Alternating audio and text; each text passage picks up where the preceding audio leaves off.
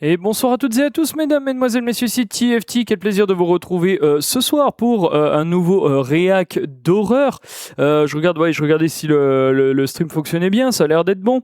Comme je le disais, bonsoir à toutes et à tous, bonsoir YouTube, bonsoir la VOD. Ce soir, on va un peu parler horreur, etc. Bien évidemment, nous sommes de nouveau sur la chaîne de Nick Crowley. Bien évidemment, tout le contenu est à lui, évidemment, je le dis avant de commencer. On va faire du réac et un petit peu voir au niveau de son horreur. On est sur YouTube Darkest Iceberg en deux parties, du coup vous le voyez à l'écran, il y a deux parties en bas à droite.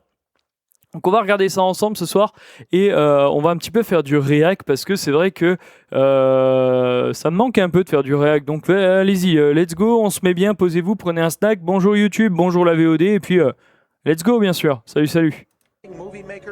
Salut à toutes et à tous.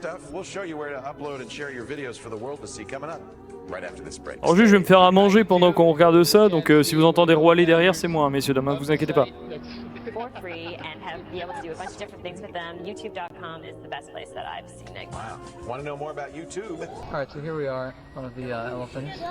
Est-ce qu'il y a le son au moins? Ouais, un peu trop fort d'ailleurs. Propriété, oui. Son, oui. Navigateur, son en piste 2, oui.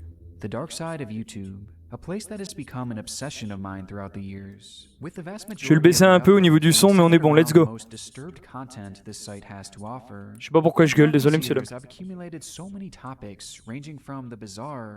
Bon, du coup, je me fais à manger, mais je suis juste là, y a pas de problème. Most of these will be unique to my channel, but you'll probably recognize a few topics, especially if you've watched my videos before. And in honor of this spooky season, I reached out to a few fellow creators to help me out in taking you guys to the very depths of this site. So without further ado, join me as we journey down YouTube's darkest iceberg.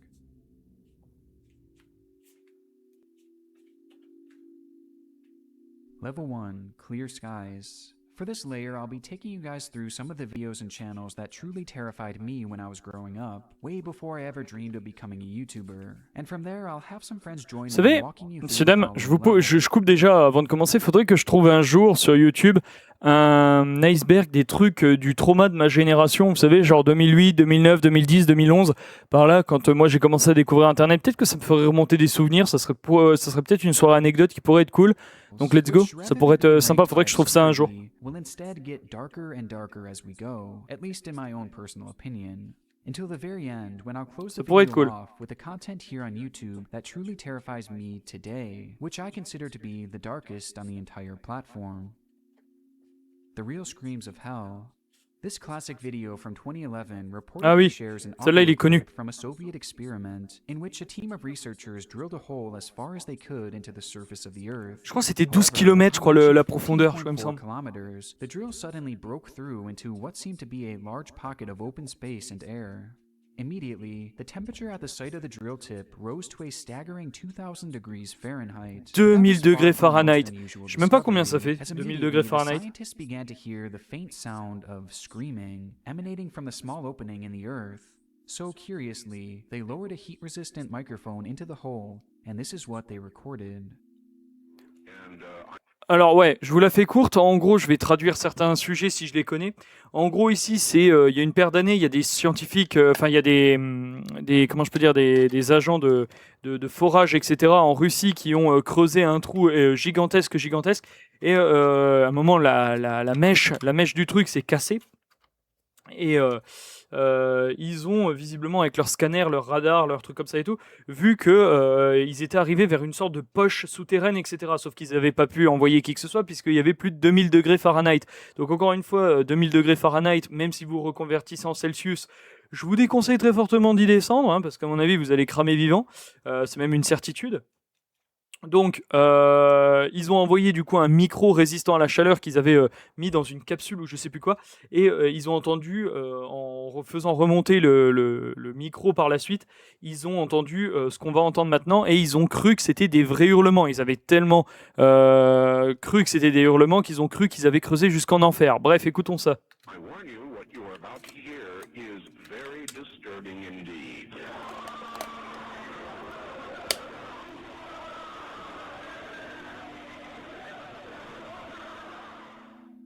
Donc voilà, à l'époque, ils avaient cru que c'était l'enfer.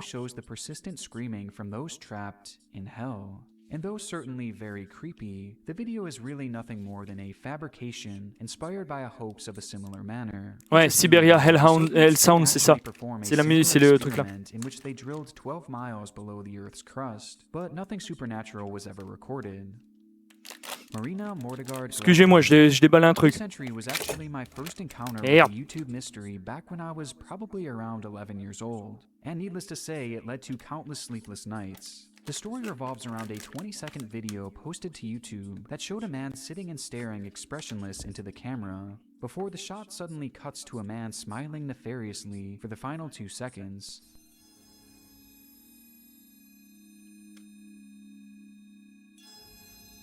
J'aime bien cette petite... ce type de vidéo. J'aime bien ce type de vidéo. Vous savez, c'est genre t'as une ambiance, t'as une musique un peu dissonante, t'as pas de jumpscare parce que putain les jumpscares, il y en a un peu ras le cul. Et voilà, tu vois, genre t'as une esthétique un peu trouble. Si tu regardes ça sur un autre écran comme moi là actuellement en plus petit, puisque bah retour de live, tu vois vraiment qu'il y a une déformation genre vraiment hardcore. Et je trouve ça super cool. Je trouve ça vraiment super cool. Genre sans déconner, ça fait vraiment une horreur très particulière et très saisissante. J'apprécie énormément cette esthétique. Version of this video is said to be cursed and have horrific effects on whoever views it. According to the legend, this is only part of the actual video. The full video lasts 2 minutes and was removed by YouTube after 153 people who viewed the video gouged their eyes out and mailed them to YouTube's main office in San Bruno. The video itself... Alors ça c'est pareil, tout ce genre d'esthétique d'il y a une dizaine, voire quinzaine d'années maintenant, c'est à mourir de rire. Genre là, cette vidéo-là, du coup, la fameuse truc... je sais déjà plus le nom, là, c'est le nom super long, là, en 3 temps. Les personnes qui avaient vu cette vidéo, soi-disant, il y a eu plus de 200 personnes qui ont vu la vidéo en entière, qui ne fait pas 20 secondes, mais qui fait plus de 2 minutes, 2 minutes 30, et sur les 230 personnes, il y a 230 personnes qui ont vu la vidéo en entier et qui se sont arrachés les yeux parce que ils sont devenus fous. Voilà, c'était à l'époque des soi-disant vidéos maudites, etc., parce que YouTube s'est démocratisé, et quelques années avant, il y avait eu les films The Ring, tout ça et tout, qui avaient eu une renaissance avec ces remakes à l'américaine. Donc voilà. En mode vidéo maudite, hein, j'entends. The man is under constant sedatives and is apparently unable to recall what he saw. The other people who were in the room with him said all they could hear was a high-pitched drilling noise, but none of them dared to look at the screen. Supposed videos of this full version have found their way to YouTube over the years, and though they too are quite creepy, it's not hard to tell that this is just another internet myth. They even went on to identify who this man actually was, though I wish someone would have told that to 11-year-old me. Levitating girl in the woods. While on a walk in an unnamed forest in Russia, a man's dog suddenly bolts off, uncharacteristically running away from its owner and failing to listen to his commands. Okay. Upon chasing him deeper into the woods, the owner comes face to face with a bizarre scene. Un mec qui promène son chien et tout d'un coup le chien se barre en courant, ce qui n'était pas l'habitude du comportement du chien, et quand le mec filme...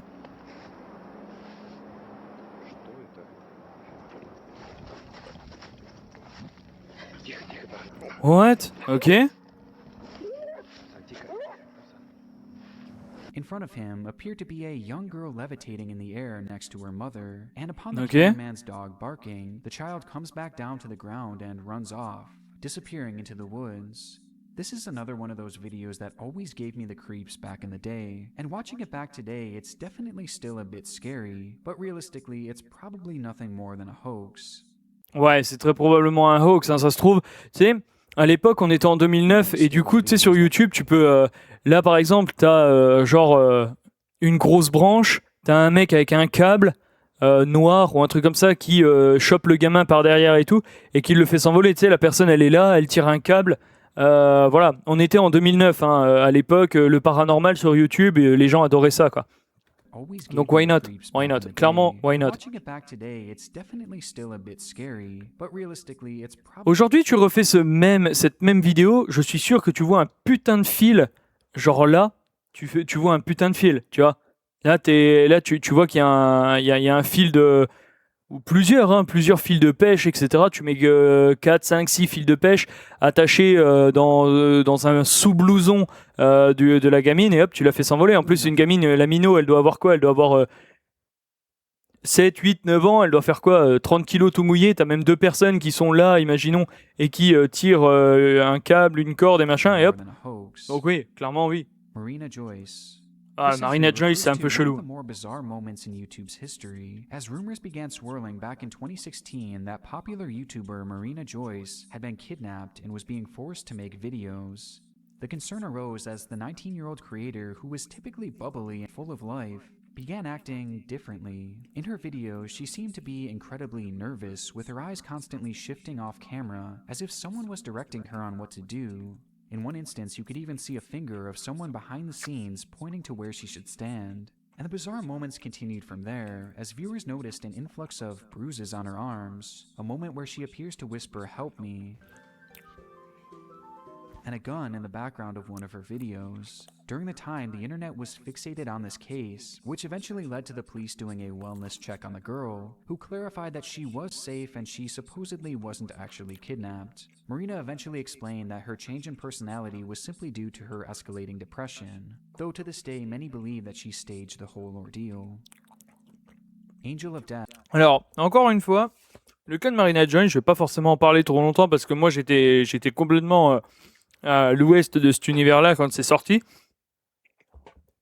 Dans le sens où j'ai pas du tout suivi ce qui s'était passé parce que j'avais pas encore internet à l'époque, hein. J'ai eu internet assez tard, à 11, 12, 13 ans je crois. Mais c'est vrai qu'aujourd'hui tu regardes ça avec un œil de 2026, t'as le droit de te poser des questions dans les deux sens, et je dis bien dans les deux sens. Est-ce qu'elle a vraiment subi quelque chose? À ce compte-là, je le déplore, on est bien d'accord. Ou soit, est-ce qu'elle a vraiment subi, ou est-ce qu'elle a vraiment tout mis en scène? Là, encore une fois... Bref, encore une fois, je suis pas là pour juger, mais cependant, voilà, on a le droit de se poser des questions. Comme tout ce que vous voyez sur Internet, ne croyez pas argent comptant tout ce que vous voyez sur Internet. Encore une fois, recoupez, vous êtes prié de recouper les infos que vous avez. On vous donne une information, quelle qu'elle soit, en mode oui, il y a ça qui s'est passé.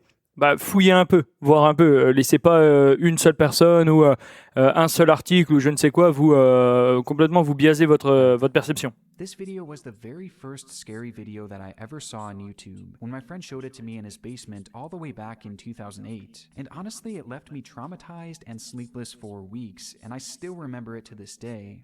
The video, which I sadly can't show due to age restriction, shows a soccer match in which a player by the name of Abdulrahman Al-Shuaibi is accidentally kicked in the head by an opponent, and following this, something extremely disturbing happens to him.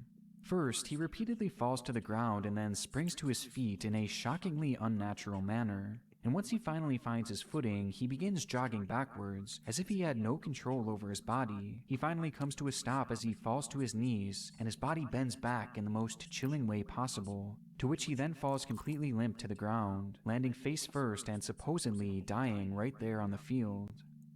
This video is actually c'est le système nerveux ou un truc comme ça? Incredibly shocking to watch, but thankfully, Al-Shuaibi would not actually lose his life. Instead, he suffered from a major seizure as a result of the kick to the head, causing his movements to become completely involuntary. Ouais, voilà, c'est un trauma, putain, le pauvre gars.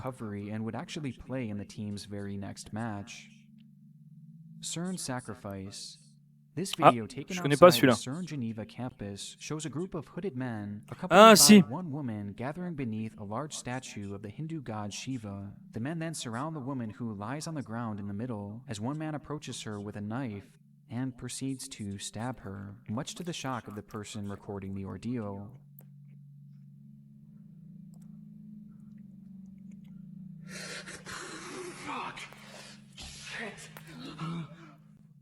But unsurprisingly, this video too was later proven to be a hoax, with CERN later admitting that some of their scientists had been the ones to carry out the prank while they were attending the campus.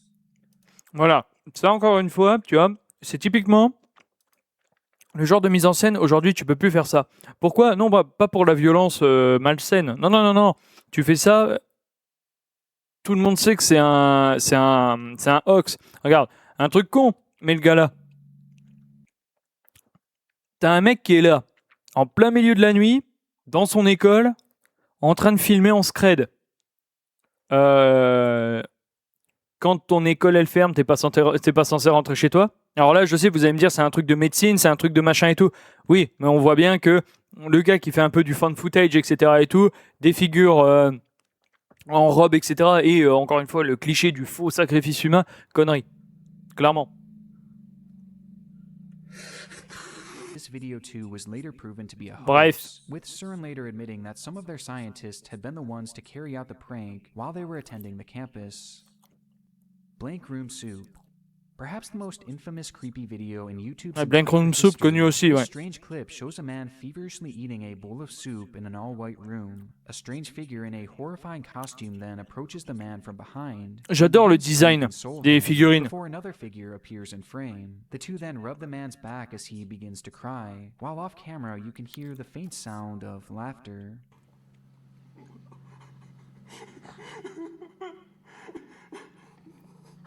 Le design des créatures est génial, enfin des masques est génial. Vous êtes sur un truc qui est grossier, minimaliste et impersonnel.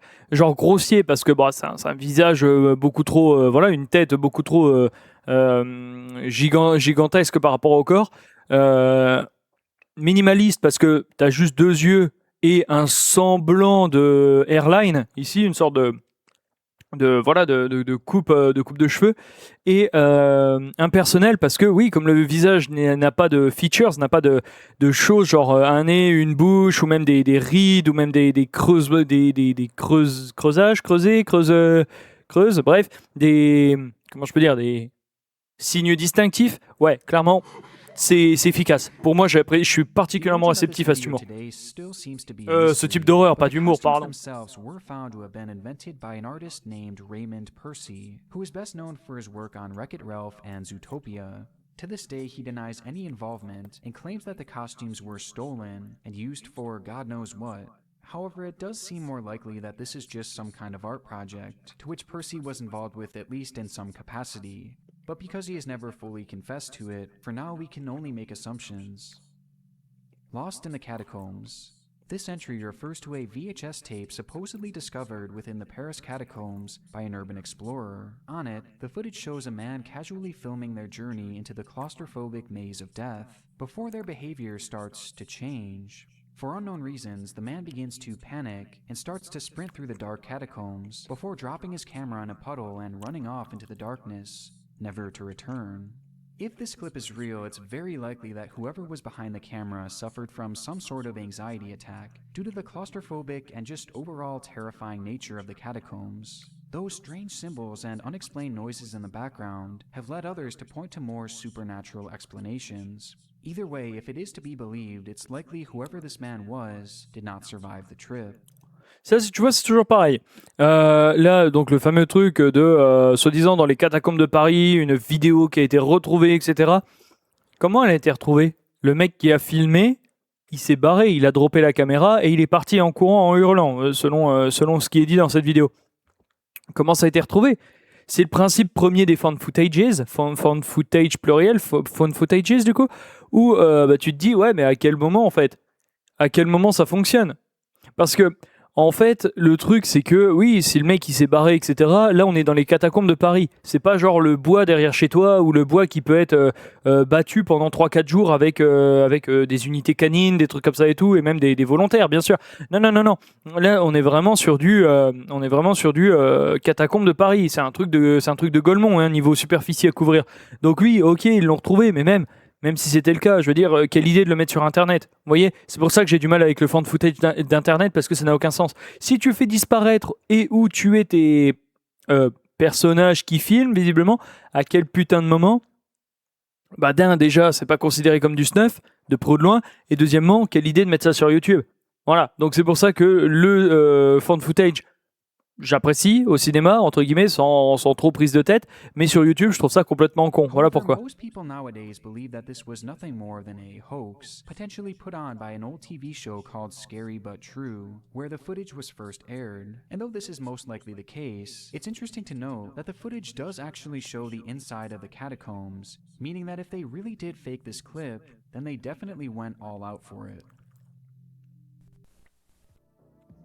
Before we go any further down this iceberg, I have to first bring up something that is truly haunting. Body odor. That is why I highly recommend today's sponsor, Dr. Ok, alors, si moi je suis pas... hein even at post to this day. There Ok. are many disturbing videos on this YouTube channel that point to its creator seemingly being some sort of kidnapper and potentially even a serial killer. Though in reality, this doesn't appear to be true. Rather, 00390 seems to be instead an ARG, as some of its most infamous videos were actually taken. Ouais, alors, ce truc-là, là, le 00390, là, machin, enfin bref, le truc mèche, là, et c'est censé être une sorte de mec qui se fait passer pour chef d'un groupe de kidnappeurs. Sauf que, soit c'est une ARG extrêmement convaincante, soit c'est réellement le cas. Mais Taken from completely voilà. separate sources, and overall, it seems to be more of an art project than anything. Ouais, un projet d'art, etc. Mais c'est quand même chaud parce que techniquement, tu vois, là, tu vas filmer dans le public, tu vas le filmer dans un magasin et tout. T'as des caméras qui sont là. Donc, ouais, tu retrouverais le gars. Si jamais, pareil, Internet étant tellement malin qu'aujourd'hui, tu montes ton visage en... Je sais pas, en une nuit, 2 jours grand max, on sait qui tu es, quoi. Donc, But at the ouais. end of the day, we really don't know for sure what its origins are. Blood Soup, Svartsapa, 1995.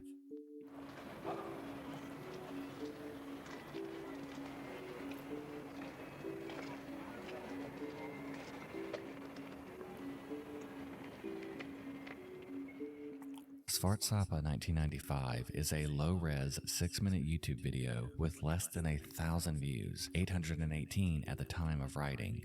The video begins with what seems to be a sketchy blood drive taking place in an unknown location, where all of the blood collected is put into one big pot. The ingredients for a dish known as Svartsapa are then flashed on the screen, which include the word blod, the Swedish word for blood. We then see the blood taken from the participants mixed in a bowl with the rest of the recipe to create what is essentially human blood soup.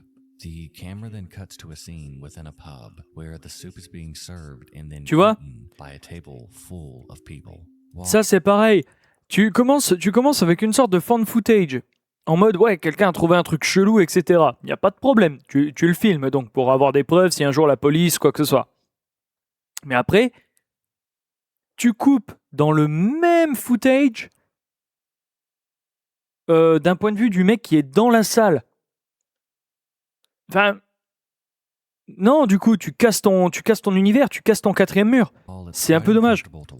And leaves us with many questions. The video is actually nothing more than an art project carried out by a man named Pelle Thorsen. Though that doesn't mean that it wasn't all fake, as part of this performance actually did entail eating the actual soup, which is more disgusting than anything else.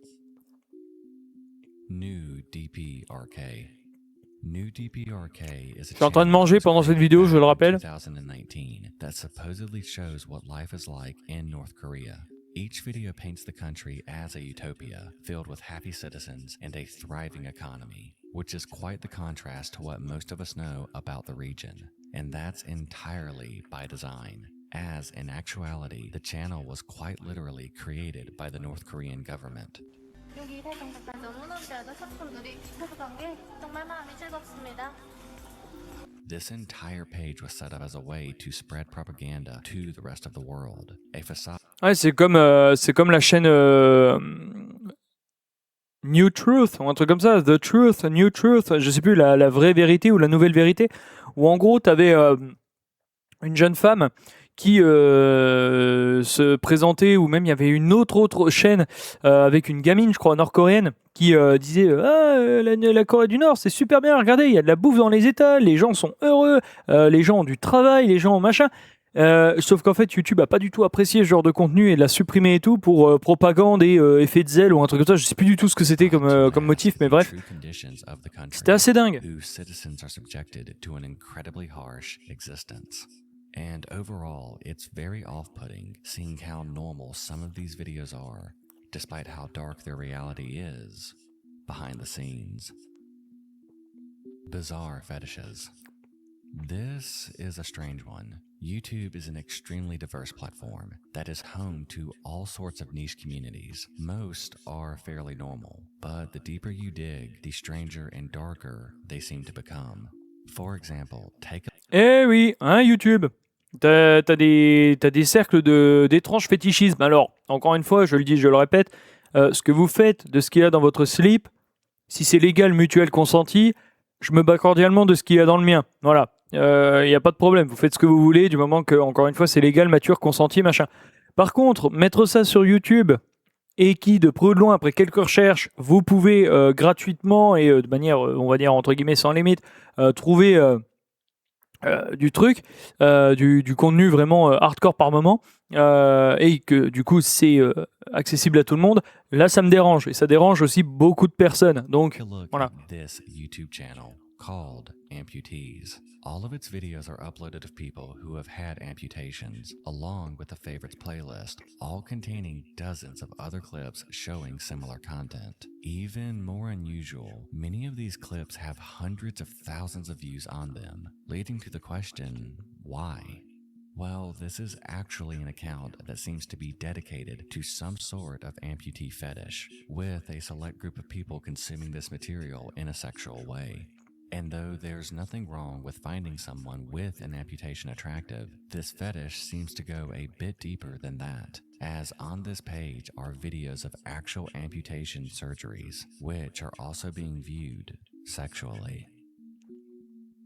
Ouais, mais bon, encore une fois, YouTube, hein, quand tu regardes le truc et que tu te dis, oui, il y a des vraies vidéos d'amputation sur YouTube, oui, comme il y a des personnes qui font des vidéos de yoga à poil, et ils mettent en mode éducatif.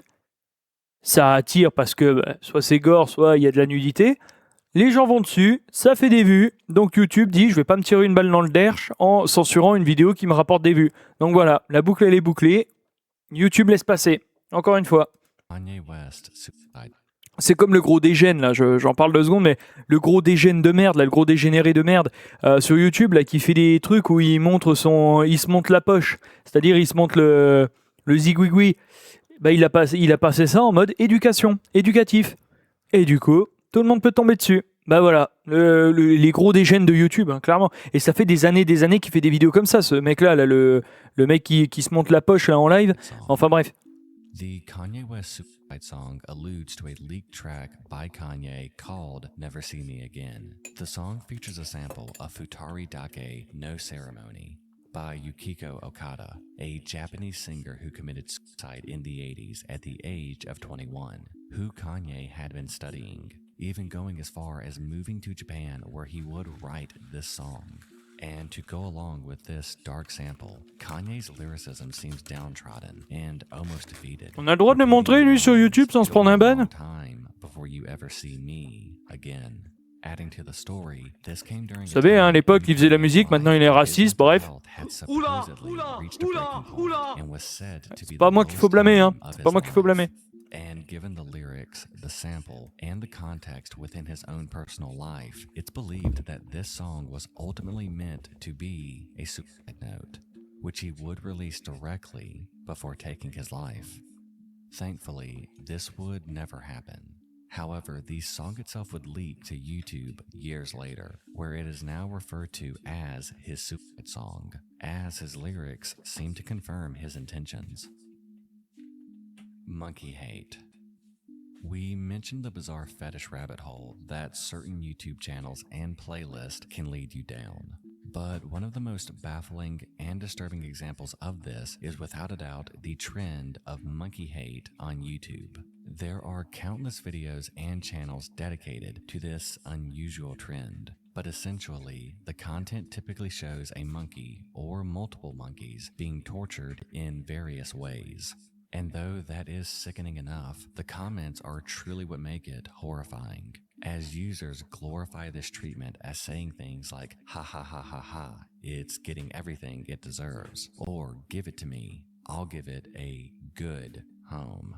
Why this type of content is popular and gets the comments it does is not fully understood, but theories range from it being Putain, je pars me chercher un truc. On passe de Kanye West à des singes. Bonjour. It truly accounts for one of the darkest sections on all of YouTube. Ah, laisse-moi deviner, c'est les trucs des maniaques qui aiment pas les singes. Mike.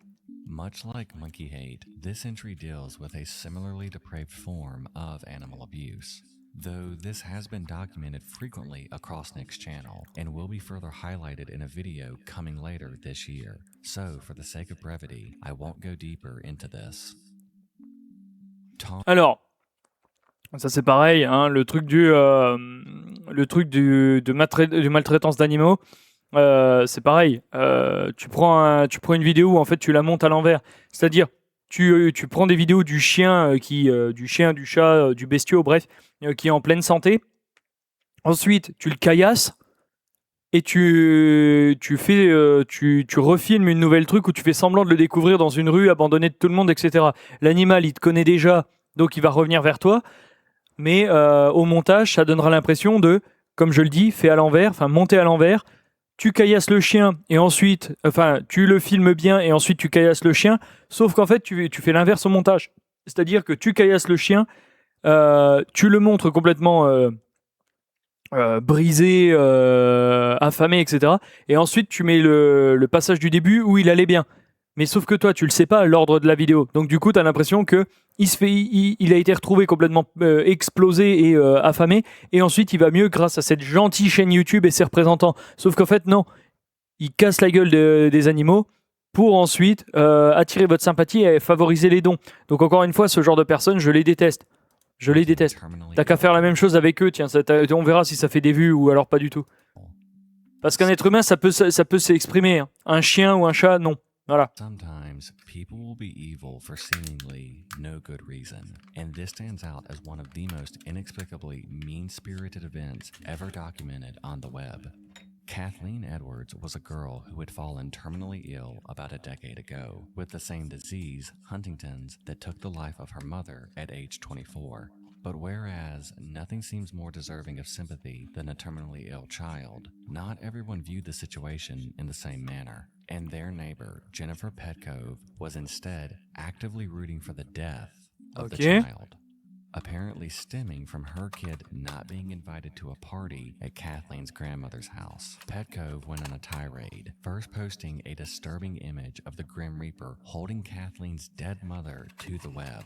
Then she posted a skull and crossbones on Facebook, but instead of a regular skull, it was Kathleen's face. And Kathleen's grandmother even said that there was an incident in which Petkov stood on her front porch and yelled when Kathleen was outside, "I wish that kid would hurry up and die," with the lady going as far as to deck their vehicle out as a hearse. The dispute features a hearse hauling a coffin.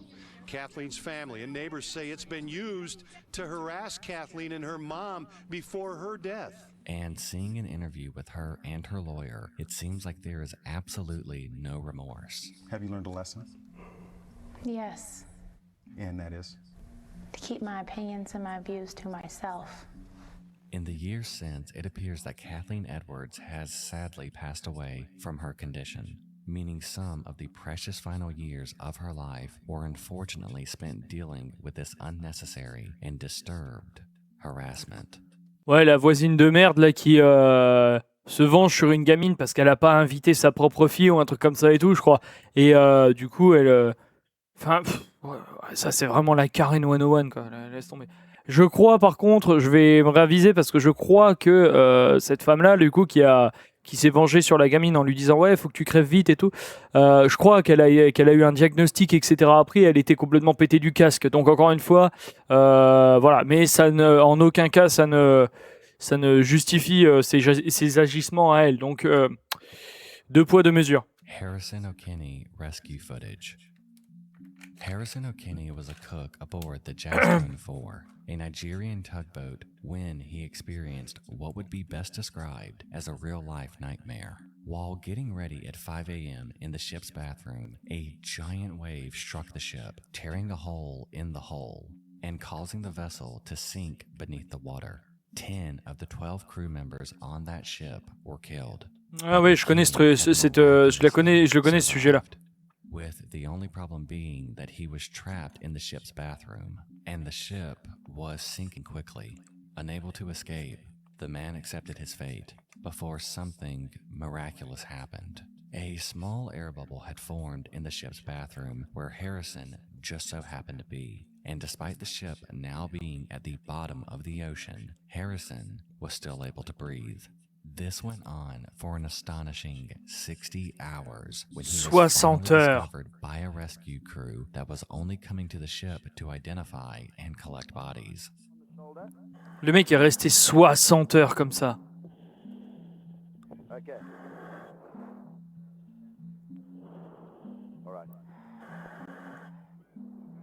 All right. With the rescue being caught on camera and later uploaded to YouTube, you can see the shock in O'Kinney's Il est complètement désorienté, il est complètement perdu, le pauvre homme. Hope while waiting for the oxygen in the air bubble to run out. O'Kinney went on to survive and eventually be released from the hospital to live a normal life, though he has sworn to never go out to sea again. Il a juré de ne plus jamais retourner en mer. Oui, tu m'étonnes, le pauvre. Les eaux troubles.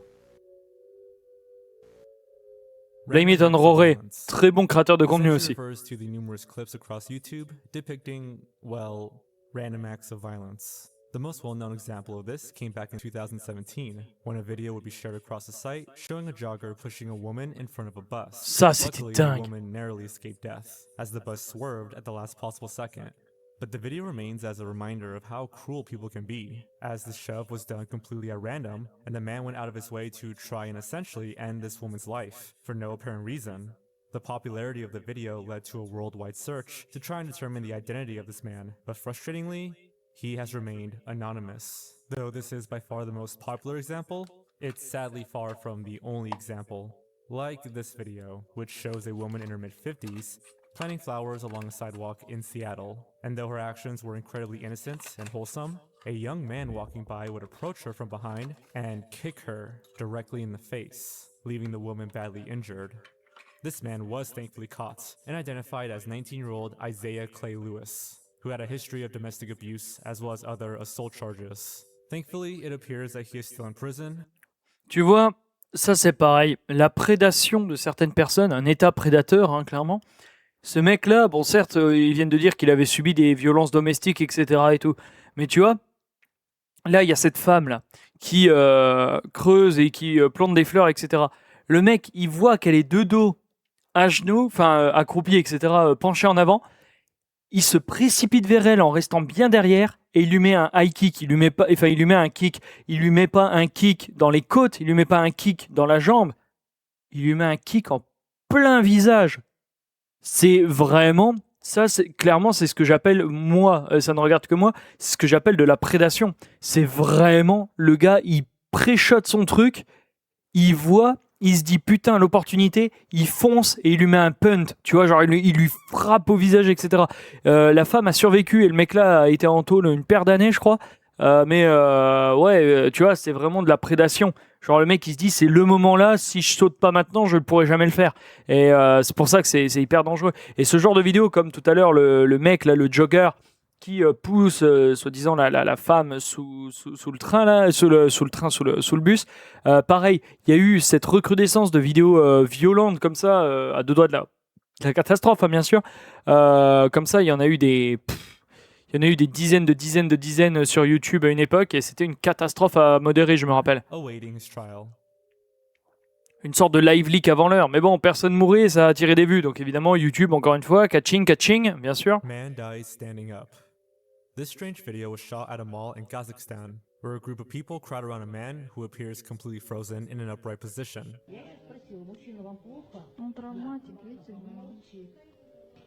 Pareil, vidéo chelou, un peu choc de l'époque, si bien qu'on ne voit absolument rien. Ouais, c'est en Afghanistan, Kazakhstan, je sais plus, j'ai déjà plus, il l'a dit il y a même pas 5 secondes, mais bref, d'une personne qui reste droite, figée, etc. Alors, encore une fois, c'est ma remarque à 2 balles. Soit le mec, il a un rigor mortis qui est putain de rapide, soit il a un rigor mortis ultra rapide avec de l'équilibre. Et là, j'ai un peu du mal à le croire. Mais encore une fois, je ne suis pas médecin et en aucun cas une autorité quelconque de médecine. Donc je vais fermer ma gueule. Mais bref. For the video's runtime, the crowd never successfully gets the man to move, and chillingly, when the medics went to pick him up, his body was completely stiff. The title of this video suggests that this man had somehow died standing up, and looking at the video, it's easy to see why. Mais tu vois, le truc c'est pareil. Le mec, il meurt en étant debout. Alors encore une fois, rigor mortis, équilibre, etc. et tout. Mais comment ça s'est passé? Il l'a senti arriver, donc il s'est arrêté, il devait marcher, je ne sais pas, peut-être regarder un article ou je ne sais pas. Mais là, il est en train de marcher, il s'est arrêté et du coup, tout son corps a cessé de fonctionner tout d'un coup? Ou comment que ça se passe? Est-ce qu'il s'est fait empoisonner par une neurotoxine? Un truc comme ça, un truc qui te paralyse le système nerveux? Tu sais pas. Hein, bizarre. But in reality, something even stranger happened. It was said that the man had spent the entire day binge drinking when his body suffered an incredibly rare symptom called alcoholic stupor. This is the final stage of alcohol intoxication before coma, and occurs when the blood alcohol content level is nearly 0.40. For reference, you're considered drunk when you're at 0.08. T'es considéré bourré quand t'es à 0,08, lui il était à 0,40. Ah oui. Ah oui. Oh, c'est une dinguerie ça. C'est même plus boire un coup là, c'est se transformer en barrique. Vache. It causes a person to lose motor function and stops them from responding to any stimuli around them. In this instance, it led to the man essentially freezing in place, apparently for well over an hour. Luckily, medics were able to pump the man's stomach, and he would go on to make a full recovery. Though this video remains chilling nonetheless. Évidemment, un live leak qui était toujours sur les bons coups à l'époque, de montrer des vidéos trash, des vidéos gore, etc. et tout. Merci live leak, j'imagine. So unnatural and off-putting about a man stuck in time, likely one drink away from death.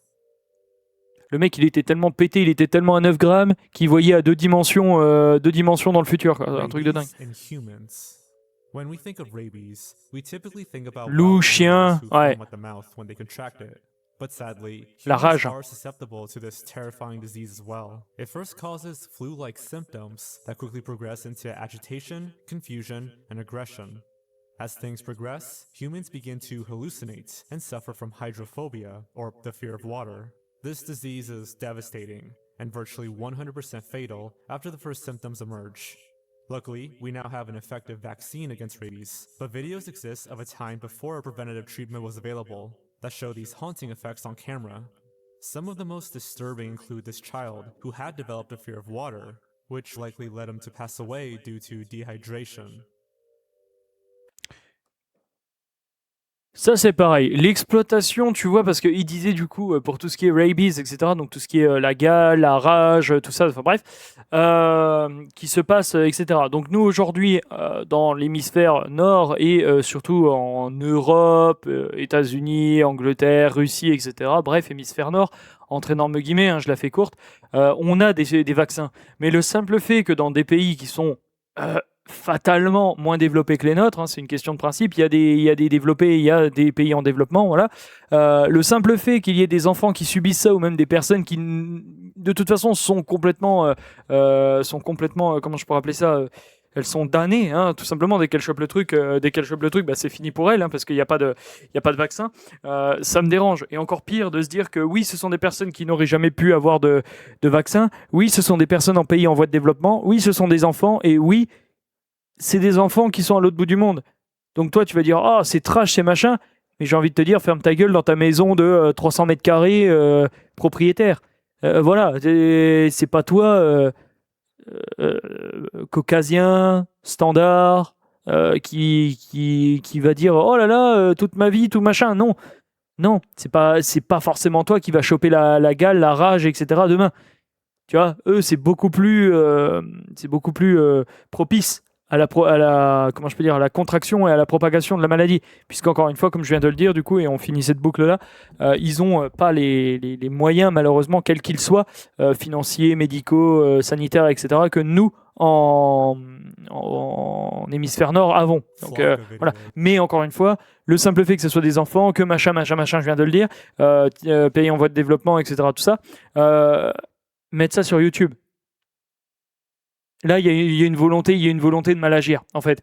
D'accord, ça existe, d'accord, ça devrait être documenté, mais mettre ça sur YouTube en mode « regardez, ça va faire des vues !» Stop, stop, là c'est répugnant.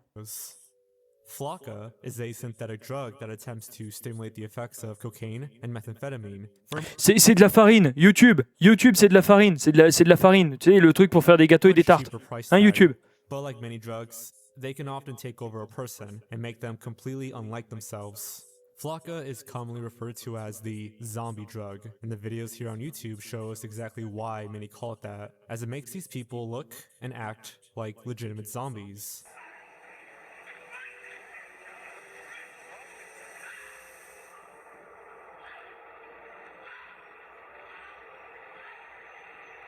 These videos are extremely prevalent across the site, and they all serve as a warning to stay far away from...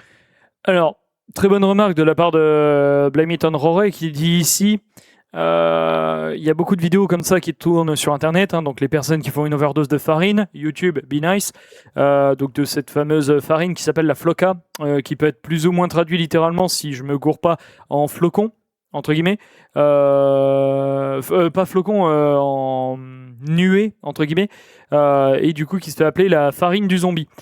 Farine, encore une fois, YouTube, be nice. Mais en gros, ouais, c'est ce truc-là, et il dit du coup que oui, c'est pour... passer le mot pour sensibiliser. Non, c'est des conneries. Les gens qui récupèrent ce genre de footages, ce sort de métrage d'enregistrement vidéo et audio et qui le mettent sur YouTube, etc., c'est pour faire des vues sur le dos du malheur de certaines personnes. Donc de la merde, clairement. Très peu de pitié et de considération pour ce genre de personnes. Experiments. Ah, yes. This one is old but gold. This refers to a video created by Soviet scientist Sergei Brokonenko, a man best known for creating one of the first heart and lung machines. And though this invention has revolutionized the world of medicine, its roots are very dark. As during the testing phase, Sergei would use dogs to test his machine. The video shows the head of a dog, detached from its body. But with Sergei's machine, it's still alive. Le truc parle de lui-même, je commande pas ce genre de truc parce que putain, c'est répugnant. Extremely disturbing. But experiments like this were very common back in the 50s and 60s, as on another occasion, scientists attached the head of a dog onto another healthy dog. The result was this: a dog with two heads, both of which were actually functioning. The dog would go on to survive for 38 days before it eventually perished. Making a real PC gaming chair. At first glance, this video appears relatively normal, as it portrays exactly what the title says. It shows a group visiting a junkyard and finding an old car, in which they remove the seat from and turn it into a gaming chair. However, looking a bit closer, you start to realize that the video is far stranger than it seems. As when looking at the car's windshield, you can notice several bullet holes, a few of which enter the vehicle directly in front of the seat they chose. And to make it stranger, when the cameraman is showing off the seat, you can see what appears to be long, dried blood in the back, making it likely that someone had been shot and maybe even killed, whilst sitting in that very seat. And strangest of all, no one in the video reacts to it at all, just adding to the unsettling atmosphere of the clip. This was the original name of a channel run by a young man who seemed to have an obsession with a number of girls. He would find girls that caught his eye. Some were contestants on Wheel of Fortune, while others were childhood stars or even just random internet users. And then he would obsessively post about them on one of his many channels, as he's known to have at least 10 accounts.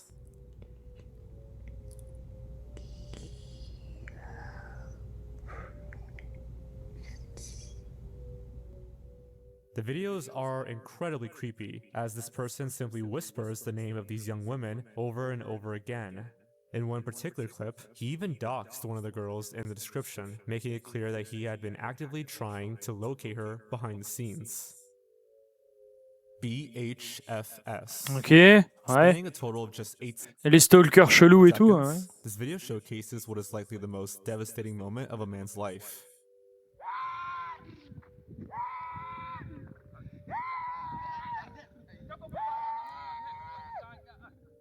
It shows a cluster of dead cattle and a man, who is lying with them in the background, thrashing and screaming at the top of his lungs. No words were spoken, and no context is given to the video, but it's not hard to assume that the man wailing in the back was the owner of these animals, and their sudden death had broken him. Those cattle were clearly everything to him, and were likely one of the main things supporting him and potentially his family. Yet, in an instant, they were gone, for reasons unknown. I wish we knew more about what was really happening here, as the clip seems so reminiscent of the Lake Niles incident, discussed previously on this channel. But ultimately, the man's reaction tells us all we really need to know about how devastating this video really is. Ouais, cette vidéo-là, très connue, pareil, un mec qui hurle de chagrin, visiblement, au premier abord, parce que du coup, il voit que toutes ces bêtes, tout son troupeau a été tué. Donc soit il a été empoisonné, soit il a été mort, soit il a été foudroyé par une maladie, etc. Et l'homme qui est le propriétaire de ce troupeau hurle de douleur et de tristesse. C'est... Ouais, voilà. Encore une fois, c'est la... Comment je peux dire? C'est la représentation qu'on en a. Ça se trouve, c'est complètement autre chose. Ça se trouve, le mec a pété un plomb et a flingué les bestiaux. On n'en sait rien. Mais voilà, c'est ce type de vidéo un peu... étrange qui met mal à l'aise, etc. parce que un mec qui hurle et des vaches mortes à l'écran. Voilà, ouais, voilà, encore une fois, la niche de YouTube un peu chelou, quoi. El Chapo's son. El Chapo's son refers to a video posted by the New York Times, which includes body cam footage of the moment they discovered Ovidio Guzman Lopez, the son of Joaquin Guzman, better known as El Chapo. Lopez himself is the cartel leader, and his capture was said to be a long time coming, given the countless crimes he had committed. However, a few days after his arrest, the Mexican government would order his release, when a Sinaloa cartel took over much of the city. In the days after this video was filmed, virtually every officer shown in the footage would be hunted down and killed by the cartel they had been trying to stop. Pastor bit by snake.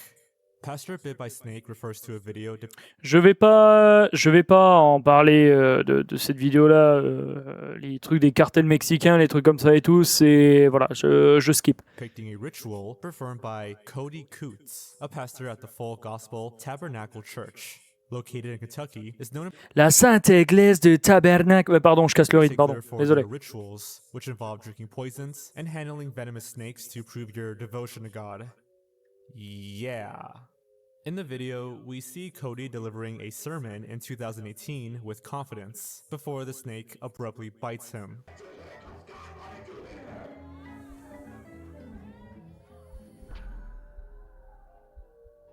He continues to deliver the sermon, but quickly becomes so weak, they had to be carried out of the church and rushed to the hospital. He would survive, but only after 10 days in the ICU, meaning that this bite left him within inches of his life. But perhaps the strangest part of all of this is the fact that his father, Jamie Coots, had sustained a venomous snake bite during this exact type of ritual back in 2013. Donc, reprenons. Une sorte de groupement religieux, para-religieux américain qui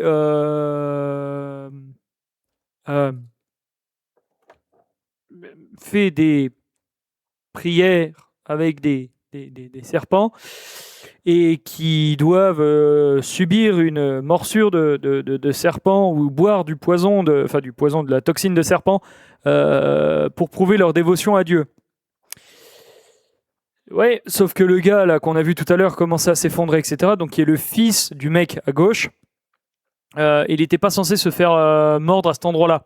Et du coup, oui, il a failli. Il est après 10 jours de soins intensifs au ICU, donc on va dire entre guillemets les urgences. Oui, il a survécu, mais je sais pas si c'est un bon bail, si c'est un bon dose de te faire du mal pour prouver que ta religion t'importe à toi. Je sais pas. Encore une fois, je suis profane, hein, donc je ferme ma gueule, mais pas ouf quoi. Like a son, Pas ouf de mon point de vue. holding the snake too closely, prompting it to sink its venomous fangs into him. However, unlike his Pas mon son, truc. Jamie would not survive the ordeal, as he passed away soon after. Ah non, le fils est mort. Bon bah ok. Hiccup Girl. Hiccup Girl refers to Jennifer Mee, a Floridian woman who became known in 2007 for Ah a oui. seemingly never-ending case of hiccups. In the video, she La gives pauvre piote qui information on a le how hockey. long it's been going on, etc. Abdominal pains, throat pains, back pains. It's unbelievable. The video itself is harmless. It's what happens after that gives it a hindsight case of sinister energy. In June 2007, Mii's popularity waned after she successfully cured her hiccups, but she gained more attention after it was reported that she ran away from home. From there, she reportedly began to rob people with partners Lamont Newton and LaRon Rayford. This continued until 2010, in which she lured a man with the help of Newton and Rayford into a house before killing him. They apparently got $50 from the robbery and were soon after arrested. Mii's attorney attempted to defend her by saying she had schizophrenia, evidencing her hiccups as a side effect, but this did not work. Les Américains, ils sont mignons, hein. T'as vu, genre elle, la hiccup girl, la fille qui avait le hockey soi-disant en 2007, elle devient une sensation sur Internet, sur les médias et tout, parce qu'elle aurait soi-disant une crise de hockey qui ne s'arrête pas, etc. Un an après, elle fait des cambriolages et elle passe le point de non-retour en assassinant quelqu'un. Tout ça pour $50 et son avocat, son avocat, je devrais pas en rire, mais c'est plus le contexte qui me fait rire. Son avocat, pour défendre la gamine, là, dit comme quoi, oui, mais non, mais c'est à cause de ce qui reste de son hockey, ça s'est transformé en schizophrénie. C'est pas comme ça que ça fonctionne, la schizophrénie, messieurs, dames. Mais bon, les Américains, hein, bien sûr. She currently serves life in prison without parole. Today, watching this video, it's disturbing to see what such an innocent seeming figure became over the course of 3 years. To go from hiccuping on the news to life without parole on the news. Sans admissibilité de parole, eh bien.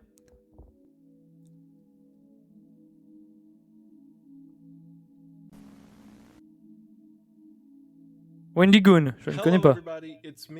Ah si, Wendy Goon, si je le connais, si, je le connais, Wendy Goon. Bonjour, tu peux parler du sujet s'il te plaît? Alors juste, ce mec-là, Wendy Goon, juste un truc, je suis déjà tombé sur certaines de ses vidéos. Bref, je vais pas le critiquer parce que c'est pas le but du stream ou de la VOD, mais j'apprécie pas du tout son type de narration. To a 2-hour-long video where members of the infamous Heaven's Gate cult gave their final statements before the group's mass suicide in March of 1997. Heaven's Gate believed a variety of things, but in the 90s they became convinced that their bodies were merely containers or Ah, c'est merde, comment il s'appelle lui? Marshall Applegate, je crois, ce mec-là. vehicles for consciousness, and that upon death they would be transferred into what they considered their next level bodies. If you use the analogy of a car, people may keep their cars for a long time before they finally wear out and they clunk out. Or some people, they say, well, here's a newer model, it's much nicer. This one, doesn't quite perform the way I could, and I'd like to move into this new car. Get rid of the old one, get a new one. I mean, that's not all we're talking about. Après, ce genre de groupuscule para-religieux, je trouve ça plus triste qu'autre chose, en fait. Je trouve ça vraiment, vraiment triste. C'est des personnes qui se font embrigader alors qu'elles sont dans un état de faiblesse morale, mentale, psychologique, etc. ou autre, familiale même des fois. Et il y a des personnes qui utilisent leur perception, enfin leur truc pour se dire tiens, on va lui rentrer plein de saloperies dans la tête, etc. et tout. C'est vraiment la pire des merdes. Every member shown in this video would take their own life by consuming a poisonous blend of applesauce or pudding before tying plastic bags to their heads and passing away in their beds. C'est une dinguerie, ça. Our next entry is Albert Soap. C'est un peu comme comment il s'appelle l'autre là, Jim Jones, le révérend Jim Jones. C'est à peu près la même chose. Albert Soap was a 22-year-old YouTuber who posted a vast array of content across the site. Je ne connaissais pas cette personne. His most recent endeavor was producing and starring in fictional videos about Vikings. The videos portray a unique blend of comedy and genuinely emotional moments and featured an extremely high production value. But sadly, when shooting for the latest installment of his Viking series, tragedy would strike. In the summer of 2021, Albert would climb a tall cliff in the Italian Alps in order to get the perfect scenic shot for his video. Near the top, Albert would start to lose his footing before eventually plummeting 656 feet to the ground below, killing him instantly. Il a fait une chute de 350 mètres, environ, à peu près à vue de nez. 350 mètres de chute sur une montagne en Italie, alors qu'il cherchait le plan parfait pour terminer sa série sur YouTube. Purée. It is also worth noting that some have claimed Albert actually recorded his fall, with a few videos being found on YouTube claiming to show his final moments. But to this point, I don't think any of these have been confirmed, and out of respect, they won't be shown here. What's very interesting about this to me is that this isn't the only situation of a YouTuber potentially recording their own death. And whenever I hear about a case like this, it's incredibly haunting to go back and watch everything that led up to it. And it's like whenever you're watching that person in those videos from the past, you know the eventual end that their story is going to lead to before the person in the video does. And there's something so temporally haunting about that. And it's absolutely a tragedy. She's Still Sleeping. She's Still Sleeping refers to a video of the same title in which YouTuber Timothy Birmingham records one of his typical morning vlogs. In it, he jokes that his wife is sleeping in later than usual, even briefly showing the room in which she was lying. Hey, it is me, Timothy. She's still sleeping. While this seems sweet and innocent, the truth behind this video is much more tragic. It turns out that Timothy's wife had actually passed away in her sleep, hence why she appeared to be sleeping for so long. And when filming, and even after uploading, Timothy hadn't realized that the love of his life was actually dead. It's truly sad to see a nice guy like Timothy go through something like this, especially publicly on YouTube. But it's satisfying to know that he remained in good spirits and continues posting videos to this day. In the subsequent uploads that he had after this, he spoke about how having the YouTube audience and the comments there to help him through this experience, which he vlogged throughout, was a huge help to him, and he felt like this online family helped him cope with the loss of his wife. So while initially a very shocking and, as it should be, tragic situation, there's also a little bit of light in that the fact he was able to share that moment with so many people led to so much care and attention being put towards him. That while not a happy ending, it's definitely better than it could have turned out. Ok, ouais. Celui-là, il est triste. Le She's Still Sleeping, du coup. Ouais, le mec qui vloguait tous les matins, etc. Et un jour, il sort une vidéo, elle dort encore. Et en fait, sa femme n'était pas en train de dormir, elle était malheureusement décédée pendant la nuit. Waouh, c'est un truc de dingue. C'est un truc de dingue. Et du coup, oui, l'après-midi, il s'est dit, tiens, je vais appeler les autorités, quoi. Et elle est... Ouais, c'est chaud. Up next is Colleen Ritzer CCTV. The Colleen Ritzer CCTV video Celui-là, je le connais pas. refers to the disturbing Philip Kism trial, in which a 14-year-old student of the same name had raped and murdered his 24-year-old teacher, Colleen Ritzer, in a bathroom of the school. Following the incident, he would put her in a garbage can and roll her out of the school into the woods nearby. Everything leading up to and immediately following this murder was chillingly caught on the school CCTV.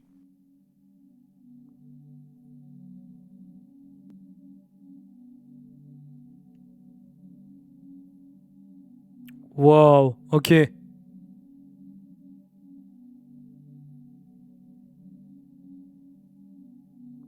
You can see Colleen happily walking to the bathroom, unaware of the fact that Philip had been following closely behind her. Les Américains, je sais que vous adorez les images et que vous devez toujours vous mettre en avant, en valeur, etc. Mais une caméra de surveillance dans les chiottes? Waouh.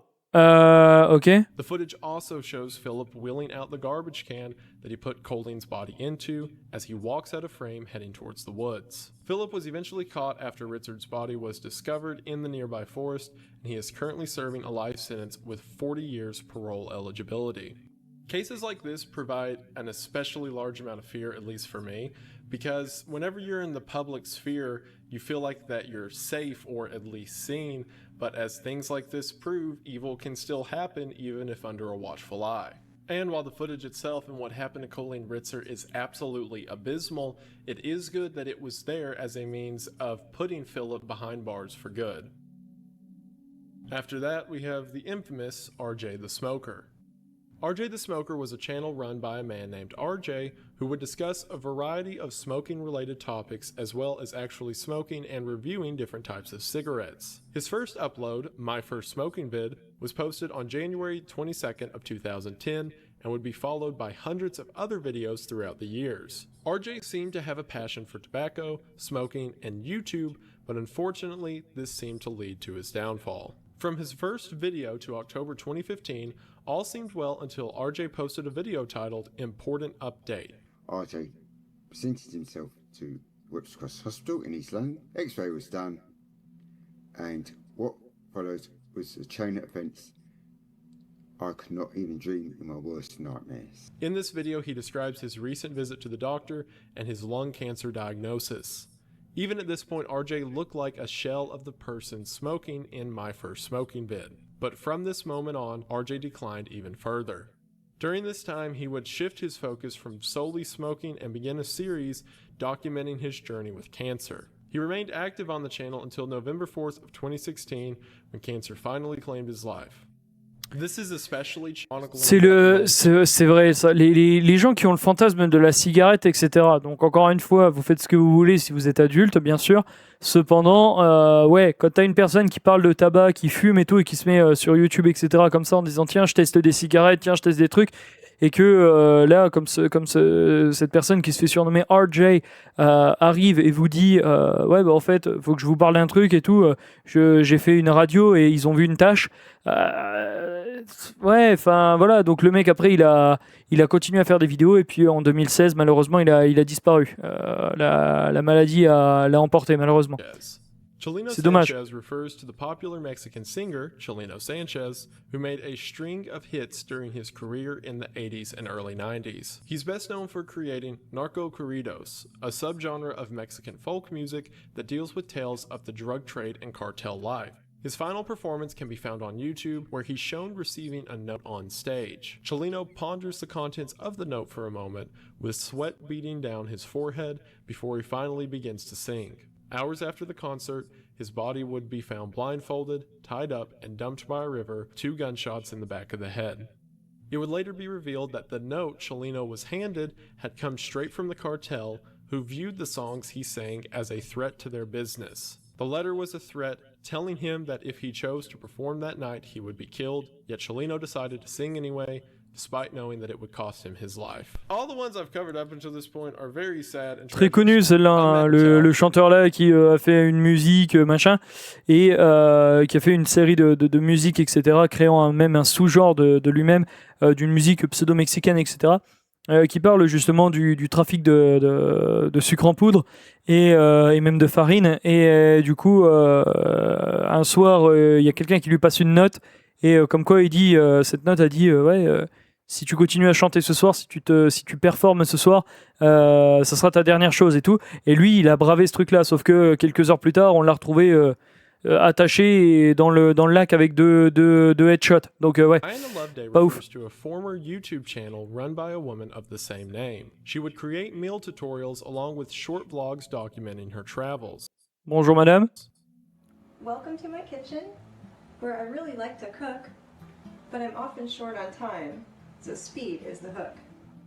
The contents of her channel is completely harmless. However, outside of YouTube, Loveday's story is far more sinister. In June of 2014, Loveday filed for divorce from her ex-husband, Greg Mulvihill, after 7 years of marriage. And while she was initially granted full custody of her children, Greg went on to file for joint custody, causing Loveday to launch a string of accusations in order to maintain full control of their kids. By the summer of 2016, the court would rule that Loveday had to share custody with Mulvihill as well as pay him child support, causing a variety of changes in her life like selling her condo, among other things. But this is where it takes a strange turn. On the 4th of September of 2016, Greg received a phone call from a number he didn't recognize. The person on the line claimed to be a private investigator who had information on the custody battle that could help in his favor. Warily, Greg and his friend Jason Kovac went to the dirt path of Avedina Soledad. There, a man came out and shot Greg in his torso before quickly fleeing the area. Thankfully, Greg would survive the attack as the bullet had missed any vital organs and has gone on to make a full recovery. Soon after, it was discovered that none other than Diana Loveday masterminded the assassination attempt against her ex-husband in order to win back full custody of her children. She and co-conspirator and lover, Weldon McDavid, were found guilty in the court and are currently serving lengthy sentences. So this one, I can have a bit more fun with because no one actually died. So my challenge to you, because the channel's still up, is to find a cooking video and then show your mom and midway through be like, hey, you know, she tried to kill her husband. And then let me, or more specifically Nick, know in the comments how that goes, because this isn't my video, so I can. Up next. Alors, ouais, la femme là, du coup, qui faisait des tutoriels de cuisine et tout, bref, une femme qui s'éclatait sur YouTube, du jour au lendemain, qui se retrouve à perdre, enfin, à recevoir un truc de divorce de son ex-compagnon, du coup. Et ils essayent de se battre pour la garde de ses enfants, etc. Sauf qu'en fait, ils font garde partagée, et elle voulait garder ses enfants, mais elle se retrouve aussi dans une situation précaire où elle doit payer le child support, donc c'est-à-dire comment je peux dire, la pension alimentaire des enfants. Et du coup, elle décide de faire en sorte de venir flinguer son ex-mari, etc. Sauf que la personne qu'elle a engagée, visiblement, était un putain de manche. Alors, j'ai pas compris si c'était elle ou quelqu'un d'autre. Bref, le fait est que la personne en question a loupé son ex. Et du coup, en fait, ça a remonté très facilement jusqu'à elle. Donc, ouais, c'est dingue. Dolly Flesh. Dolly Flesh is the name of a claymation channel, whose work is nothing shy of disturbing. In these videos, scenes of murder and rape would be graphically depicted, and over time the content only got more and more disturbed and detailed. But it's not just the artwork that makes this channel so twisted, as it more so has to do with the creator behind it. The man's name is Leighton Allen Lebu, and in May of 2019 he would publish the video One Kid, 3 Hamsters to the Dolly Flesh channel. I recently purchased some hamsters from PetSmart. I got 3 of them. I haven't thought of names yet. Not so good with names because I can't keep them. Ah oui, le mec là pété du casque là, oui. The clip shows Leighton playing with 3 hamsters that had just recently been bought from the pet store. And though nothing of note is shown in the clip, the description provides a haunting clue of what Leighton would do with these innocent animals, as it read, pinned, stabbed, drowned, microwaved. In the following days, a video would emerge across the web of Leighton using those very tactics to torture each hamster, eventually killing them. The video received so much attention that Leighton would actually be arrested for abusing the animals, and he has yet to return to YouTube since. I'm decently familiar with this case because a friend of mine, Turkey Tom, made an excellent video about this, which, shout out to that guy. But what was especially haunting to me about going through the accounts and everything associated with it is it initially started as these very graphic claymation depictions between just 2 random claymation figures, but then he began incorporating himself into the fantasies, and then after that he began to wear clay masks, and then we see the violence go from the claymation figures to hamsters, and the entire thing put together is like textbook dangerous serial killer behavior. And considering that he will be out fairly early, or at least in the next few years if I remember correctly, this is a message to everyone: be on the lookout for Leighton Lebu wherever he turns up, because my money is on the fact that he's not going to leave the internet or popularity for good. C'est ça, le truc c'est que ce mec là, du coup, il est passé d'animation gore, trash et immorale sur YouTube en pâte à modeler à flinguer des petits animaux. Et si on en croit les clichés de trucs de psychiatrie, psychologie, etc., enfin psychiatrie plutôt, à en croire les clichés de psychiatrie et autres, on se rend compte d'une chose, c'est que au début, tu commences par te retrouver avec des gens qui font du mal à des animaux, et ensuite, voilà, ils choisissent des cibles plus... Voilà quoi, voilà, j'aimerais bien garder ce contenu en ligne, ce stream, du moins la VOD YouTube, j'aimerais bien la garder. Voilà, mais c'est vrai que, putain, le gars là, dès le début, tu voyais qu'il était pas net, quoi. Je veux dire, je veux pas être méchant, c'est pas question de son apparence ou quoi que ce soit, c'est pas du tout ça. C'est par contre, le contenu, c'était que ça, quoi. C'était vraiment que ça. Et t'es là, tu étais en droit de te poser certaines putains de questions quand même, quoi.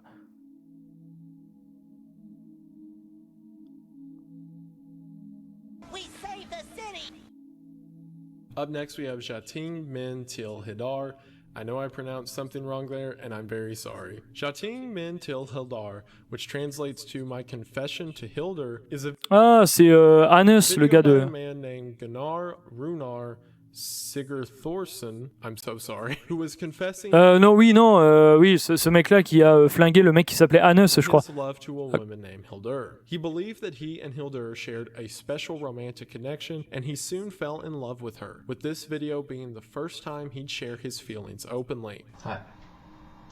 Þetta myndband ætlaðan Hildi. Þetta frekar fyrir að segja. Það rosalega feiminn. En However, his love was misguided as Hildur had been happily married at the time to a man named Haynes Helgason. This enraged Gunnar, and looking to free Hildur of this relationship, he decided to visit Haynes late one night. He proceeded to sneak into the man's house, Il est connu le cas là aussi. attacking and killing him in his sleep. But worst of all, due to a number of legal loopholes in Gunnar's home country of Iceland, he's currently not even in prison. And as we speak, he's out there living as a free man. Even worse, he's reportedly been active on Tinder in recent years as well, making one wonder what he'll do in the name of love next. There's jokes about Iceland being such a peaceful country that they don't even have like a crime watch or investigative branch of... Bah, c'est vrai que l'Islande... Oh, l'Islande, c'est pas tous les jours où t'entends qu'il y a une fusillade ou un truc comme ça en Islande. Mais ouais, c'est vrai qu'au niveau de vos lois sur les je sais pas moi, les personnes qui pètent un plomb, etc. et tout, ouais, on n'entend pas forcément beaucoup parler de l'Islande. Ouais, je sais même pas comment ils fonctionnent d'un point de vue juridique, légal, etc. et tout. Je sais même pas. Donc étrange. They straight up murdered someone, but because paperwork wasn't filed right somewhere, they're like, all right, get out of here. Like the warning I gave about Dolly Flesh, if you're in the country of Iceland and you have Tinder, just keep that in mind. But moving on, we have rising kayaking star. And you're going to run Great Falls 3 years later. I am. That doesn't strike you as overreaching? I wouldn't say overreaching. It would strike me as confident. Rising Kayaking Star refers to the 60-minute special done on extreme kayaker Shannon Christie, which would follow her participation in an annual kayaking race in the Potomac River. Day one of the battle went off without a hitch, as Shannon had spent the day learning the rapids and getting accustomed to the area. But the following day was much different. 2 days before the race was to start, our cameras spotted an empty kayak at the bottom of the falls. It was Shannon Christie's. No one saw it happen, but somehow she had come out of her kayak, been swept over subway, and killed. Her body trapped under an avalanche of water.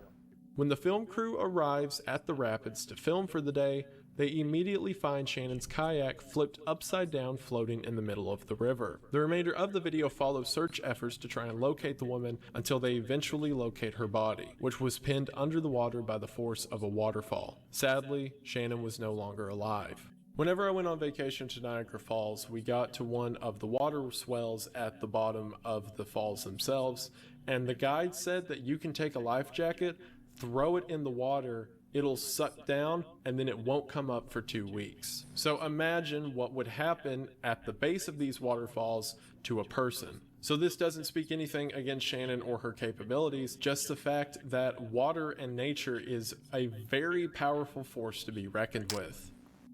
And then finally, for the last entry on this tier, we have Mr. Anime. Pauvre Piotte qui participait à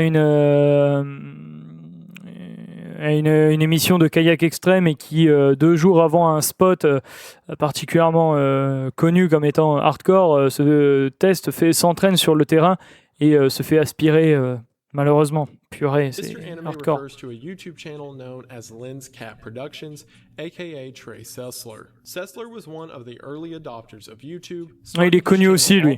Trey Sessler. He, along with a few other YouTube channels, became known for posting videos talking about and critiquing anime. He's commonly credited with kickstarting the general anime community on the platform. Blue Lagoon, Black Lagoon, je sais plus. Though, one that became increasingly hard to hide as time went on. While his fame and channel grew, Behind the scenes, Sessler had become obsessed with disturbing topics like serial killers and mass shooters. But unlike the true crime fans of today, Sessler seemed to be an active admirer of these figures, even going as far as to make rankings of his favorite mass shooters and serial killers. Eventually, this led to his decision that he would become a mass shooter himself, and for years he loaded up on weapons while studying the methods of the killers that he admired. Real weapons began to make appearances in his videos, and violence became a more prevalent topic of discussion on his channel. Then in February of 2012, he announced on YouTube that he would be taking a short break. He would then post an update in March that he had found a job and that the channel would be slowing down. This is just an update video to let you guys know that I'm going to reward myself with probably a 2 or 3 week break coming up here from YouTube videos, anime reviews in particular. But what happened next, only Sessler could have seen coming. On March 20th, 2012, Il me répugne ce mec-là. Il a fait des choses absolument atroces et j'ai pas forcément envie d'en parler. Loading up last second, and while his YouTube channel was removed last year, 3 uploads that still exist show a well-liked figure in YouTube history whose dark side unfortunately boiled over. And it's crazy to think that had he not had a change of heart in that final moment, countless others could have lost their lives that day. And while it's of course a great thing that he did not carry out the full intent of this massacre, being able to go back and watch the early signs in combination with the knowledge of, like I've talked about with other stories on of people, can as atrocious and knowledge that things learned from the... Thank you so much, Nick, for having me on your really... Oui, on peut passer à un autre gars, s'il te plaît. I recommend to anyone not subscribed. Alors, encore une fois, messieurs, dames, comme je le dis, Wendigo, j'ai pas de problème avec lui. Mais je sais pas si vous avez remarqué depuis tout à l'heure, il arrête pas de toujours ramener tout à lui. Et ça, c'est un problème. Et ça, c'est un problème. C'est toujours, ouais, moi je pense que. Généralement, quand tu fais une vidéo Iceberg, généralement, tu expliques et tu passes à autre chose. Tu dis pas, moi je sais que, moi je vois que, moi je pense que. Tu vois, c'est ça le truc. Encore une fois, j'ai pas de problème avec lui. Absolument pas. Et c'est même complètement ridicule. Je l'ai jamais croisé, il me croisera jamais de la vie. Mais je veux dire, le simple fait que, voilà, ça me dérange. Donc voilà, on passe à la partie 2. Du coup, merci énormément Nick Crowley, bien sûr. On passe à la partie 2. Qui sera du coup notre dernière vidéo de la soirée, messieurs.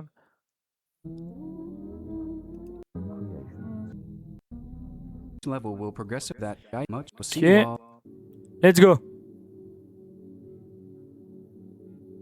Hey, what's up, guys? Yes, it's your boy Carcass Husband back to you with another. This shit's so fucking difficult. Now, without further ado, let's get right into the pedophiles. Eh ben, allez, let's go. Romeo Lacoste, once considered one of the most prominent tattoo artists in the celebrity sphere, Romeo ran a YouTube channel centered around his career, where he would accrue fame after racking up over 1 million subscribers. Though before long, predatory accusations began to emerge about his interactions with young fans behind the scenes. In March of 2019, a series of DMs and text messages between Romeo and 2 girls would be released, with the messages coming from back in 2016, when the girls were just 14 and 15 years old. Despite their young age, Romeo sent them a manifold of vile and sexually charged messages, all the while knowing full well he was chatting with minors. And from then on, his once enjoyable life began to cascade down an agonizing staircase of... Tiens, un artiste tatoueur talentueux qui se rapproche de sa communauté mineure. Tiens. They started dating, while he was 19. There was little silly Romeo could say to defend himself in the wake of these allegations. And as predators usually do, he somehow managed to make things even worse for himself by opening his foul mouth. There's a part where you say, are you willing to do it before you turn 18? Yes, so let me address that. So that, I'm not gonna deny that was real, but here's the big loop about it. Here's the big sort of like, you know, fabrication, smoke and mirrors or whatever that everyone's not getting to see is that, you know, a lot of these girls, I'll just make a quick... Bon après, passer chez Kim, comment il s'appelle lui, c'est Kimstar je crois, c'est pareil, Kimstar, bon, on n'aime pas, mais je crois qu'il a eu pas mal de casseroles au cul aussi, donc au bout d'un moment, Ouais. Backtrack, I'll keep it really short. It is now clear that Romeo is in fact yet another statistic in the long line of pathetic internet predators who have gone unpunished. And this has not stopped him from continuing his career as an Et il a continué en tant qu'influenceur. floating dead like a bloated corpse in the murky waters of YouTube history. He has gone on to grow a sizable following on TikTok, many of whom are unaware of his disturbing history. I could have been a predator. In what may go down as one of the most sussy self-reports on YouTube, a creator by the name of Glendon Cameron would post a video in 2021 titled, "I could have been a predator. That R. Kelly energy is different and all-consuming." Okay. What? In it, the 55-year-old man shares a story about sleeping with a 17-year-old girl. Apparently, she had told him that she was actually 21, and yet despite discovering she was still a senior in high school while he himself was over 40 years old, he made the decision to continue sleeping with her for the next 5 years while persisting to admit he had much similar instances with other young girls. Ouais, mais ce mec-là, c'est un cassos. I need you to tell me something. How old are you? And then she got very silent and she said, I'll be 18 in 4 months. And you know what I kept doing? I kept f***ing her. On top of his 1,000 Ouais, voilà, c'est un cassos, lui. strategic move to confess to this, he would also go on to express sympathy for R. Kelly, comparing themselves as they both seem to have an appetite for younger girls. I have a similar appetite to R. Kelly. I like young women. Before further dismissing claims that R. Kelly was a predator by saying, R. Kelly is being portrayed as a predator, right? Did he hold a gun to these women's heads? currently, Glendon runs a channel called the Institute of Economic Thought. Okay, why the f*** do predators always title their sh** like this, like they're some kind of pretentious intellectual? We see right through you, buddy. Shut the f*** up. It has over 100,000 subscribers, not to mention his other countless pages hosting utterly garbage content. EDP 445. Ouais, le mec qui a dit oui, j'aurais très bien pu être dégénéré, mais bon, les autres qui ont été bien en tôle pour ce genre de truc, oui, bah oui, il n'y a pas de problème, oui, non, on s'acharne sur eux. Oui, t'es complètement con. Et pire encore, il continue du coup, cette personne infecte là, dont j'ai même pas retenu le nom parce qu'accessoirement je m'en branle, à relancer une truc sur YouTube, une chaîne YouTube, enfin plusieurs chaînes YouTube, dans lesquelles il appelle toujours l'institution du machin, tout ça, l'institution des économies, etc. Il y a toujours ce côté wannabe, je reviens sur YouTube, mais je sais mieux que vous un sujet pour dire ouais, j'efface mon passé. T'effaces pas ton passé sur Internet. Et donc bah voilà, le mec là aujourd'hui c'est plus que l'ombre de lui-même et c'est pas plus mal. Ça serait bien qu'il disparaisse de YouTube. What was probably one of the most explosive stories in all of 2021 YouTube. EDP was a once popular creator who had been caught attempting to meet a 13-year-old girl whom he had been sending explicit messages to for months. We have you talking to Sophie, correct? Yes or no? Right. And before we get into the messages, there was sexual content involved, yes or no? Right. And you said correct. Okay, all right. So what brings you out here today? Oh, I was actually coming out here to pick up a cupcake. This led to the instantaneous removal of his YouTube channel, and what many assumed to be the end of his online career. As on top of this, the infamous cupcake incident was far from the first time allegations have come out against him. Après, j'ai énormément de problèmes aussi avec du coup ces personnes-là qui viennent. C'est bien d'exposer ce genre de personnes qui se comportent de très mauvaise façon avec les mineurs. Mais vous n'êtes aucune autorité publique en fait. C'est ça le truc. Vous allez doxer la personne sur YouTube et on est tellement dans un monde de merde que demain, vous avez le malheur, je dis bien le malheur, de mettre ça sur YouTube en France ou je sais pas quoi et tout. Mais t'es sûr que la justice ira dans le sens de ces personnes-là. Donc, voilà, aux États-Unis, je sais pas comment ça se passe, étant donné que tout le monde marche sur la gueule dans ce pays de cons là. Mais clairement, ouais. Clairement, ouais. Et tu vois, lui l'autre tête de mort là à l'écran, quand il s'est fait gauler, il a dit non, j'étais juste là pour venir m'acheter un cupcake. Ouais, bref. Idiot. He is still attempting to make a comeback to this day, having been caught on sites like Vimeo, TikTok, and of course, YouTube, where he recently started a new channel within just a few weeks of Nick starting this video. Though all of these accounts, to our knowledge, have since been taken down. The fact he's still trying to carve his silly self back into the online sphere after everything he's done means that this likely won't be the last time we hear from him. Tu vois, c'est pareil, un autre truc. Je sais pas si vous parlez langage visuel au niveau du visage, tout ça. Il a toujours la même expression de visage. Il a toujours les sourcils contrariés ou tristes, tu sais. Genre, il a toujours il a toujours ce comportement comme ça. Tu vois, les sourcils tristes, le visage baissé et le regard vers le haut. Tu vois, toujours. Regarde, hop. Voilà, toujours la même chose pour attirer la sympathie. Tu vois. Bim, allez. Voilà, allez.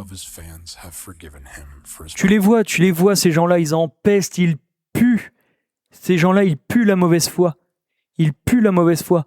Tu vois, genre, c'est toujours, oh, je fais le même sourire, je fais le même regard, je fais le même truc pour attirer ta sympathie ou ta considération.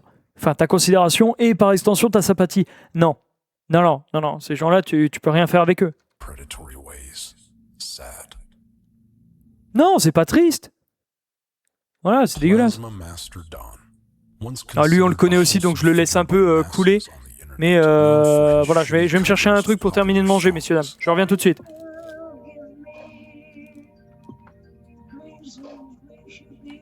Et vous moquez pas, je chante aussi bien que lui. Hein. Mais je fais pas les mêmes choses que lui, je vous vois venir. Crowley, that this feeble elderly man, Donzel Owens Jr., was actually a convicted sex offender. Called it. But perhaps the most surprising development came in the weeks following the expose Nick made about him, as the Don would soon brutally die after this. The plot twist of Plasma Master Dawn's anti-redemption arc on YouTube truly remains one of the most captivating stories ever to unfold in this platform, and shows us yet again that even the most wholesome personalities on camera are still capable of doing some of the greatest evils behind closed doors. 7 Super Girls.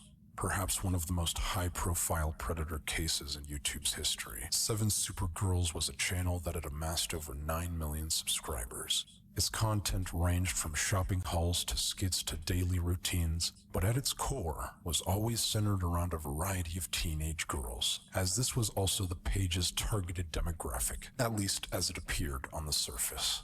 Its creator, a man named Ian Rylett, was also the founder of a variety of other teen-based channels, with the man garnering a staggering 17 million subscribers in total. And for years, he operated these channels with minimal controversy, earning him an enormous amount of wealth in the process. As is the normal life cycle with channels like these, it would all come crashing down in 2019 when he was accused of molesting one of the underage actresses he hired. On top of this, Ian would often undress this particular actress and threaten her with fines if she refused to give in to his demands. Rebonjour, me revoilà. Allegation being made, it would also be brought to light that the contracts he forced solely to his underage actresses to sign were concerning, to say the least. With one line reading, it is likely lui. Ok, je croyais qu'on était encore sur Plasma Master Dawn. Ok. Of an intimate nature. You pedophiles never failed to disgust the world around you. The discovery eventually led to Ian's arrest, to which he would plead guilty of molestation and be charged with lewd or lascivious battery of a minor. And what was his punishment, you may be wondering? Life in prison? That'll do. 20 years? I'll take that. 10 years? Better than nothing. 5 years? Okay, you're pushing it. 1 year? You are joking, right? No, how about 90 days? Yeah, he got sentenced to 3 months in prison. Anyway, Ian's channels were terminated by YouTube, and that's the end of 7 Supergirls. Et voilà, ouais. Fake challenges. Parce que c'était un producteur d'une série. The focus of this section has solely been on creators. In reality, the majority of the predators here on YouTube are hiding in the audience. Very early on, disturbed individuals discovered that if they could find little-known YouTube channels run by young kids, they could coerce them into performing lewd acts for them. And they did so under the guise of fake challenges. Essentially, the commenter would propose a challenge they made up themselves in order to have the child creator get into a suggestive pose or perform an action with sexual undertones. For example, one of these predators would comment on a child's video saying they should try the bend over challenge or the shower challenge, spurring kids to film themselves doing said action and uploading it to YouTube, completely unaware that they were providing sexualized content for the commenter. It's an extremely sickening practice, though one that thankfully has been drastically reduced through YouTube removing the comments. Il faut que j'adresse un truc, messieurs, dames. Quand on parle de ce genre de contenu par des prédateurs, etc., enfin qui recherchent du contenu fait par des enfants, déjà, un enfant, je parle d'un enfant de 6, 7, 8 ans, je crois pas qu'il comprenne comment fonctionne YouTube. C'est-à-dire se faire un compte, activer le compte, donc cliquer sur les mails, etc. Ensuite, prendre une vidéo, la mettre sur YouTube. Ok, je sais que les gamins aujourd'hui, ils sont nés avec une tablette dans les mains, mais je veux dire, voilà. Mais à l'époque, les parents, si déjà à l'époque, ils protégeaient pas leur enfant, mais que les parents viennent pas chialer. À quel moment t'as un mec sur YouTube qui est sous un pseudo, hein, très souvent, 95% du temps, c'est des pseudos, il vient sur la vidéo d'une de tes filles, de tes petites filles, ou de ton petit garçon, de ta petite fille, bref, de tes enfants, et qui dit « Oh là là, faudrait faire le challenge de la douche, etc. » Et les parents font cette vidéo, mais les parents, il faut leur mettre une probation, hein. Il faut leur mettre un truc, hein. C'est pas possible, ou un stage de rééducation de parents, ou un truc comme ça. Parce que là... à quel moment déjà t'exhibes ton gamin sur les réseaux sociaux? Première chose. Bah, ouais. Chelou. Chelou. This section has been brought to you by Mama Max. Subscribe to my YouTube channel because I'm better than Nexpo and Nick Crowley combined. If you had to compare both of us, you'd probably say they're like Krillin, and I'm like Super Saiyan 3 Goku. Thanks for watching, everyone. Sure to go not subscribe to Chelou, vraiment bizarre. Putain, je vois déjà un truc que je vais skipper. Linda Rogers' last video refers to a tragic event that occurred back in February of 2018. Around this time, there'd been a series of natural gas leaks that unfortunately resulted in a number of houses quite literally exploding in an instant. These leaks led to the deaths of 9 people across North and Central Texas, including the subject of this video. The video itself is a time-lapse of 12-year-old Linda Michelita Rogers, who was supposed to be included in a morning-style vlog video she was creating. Unfortunately, though, this video would never be completed, as shortly into the time-lapse, one of these freak gas explosions occurs. In just a matter of 3 frames, you see Linda, electricity, and flames, and then smoke before it cuts to black.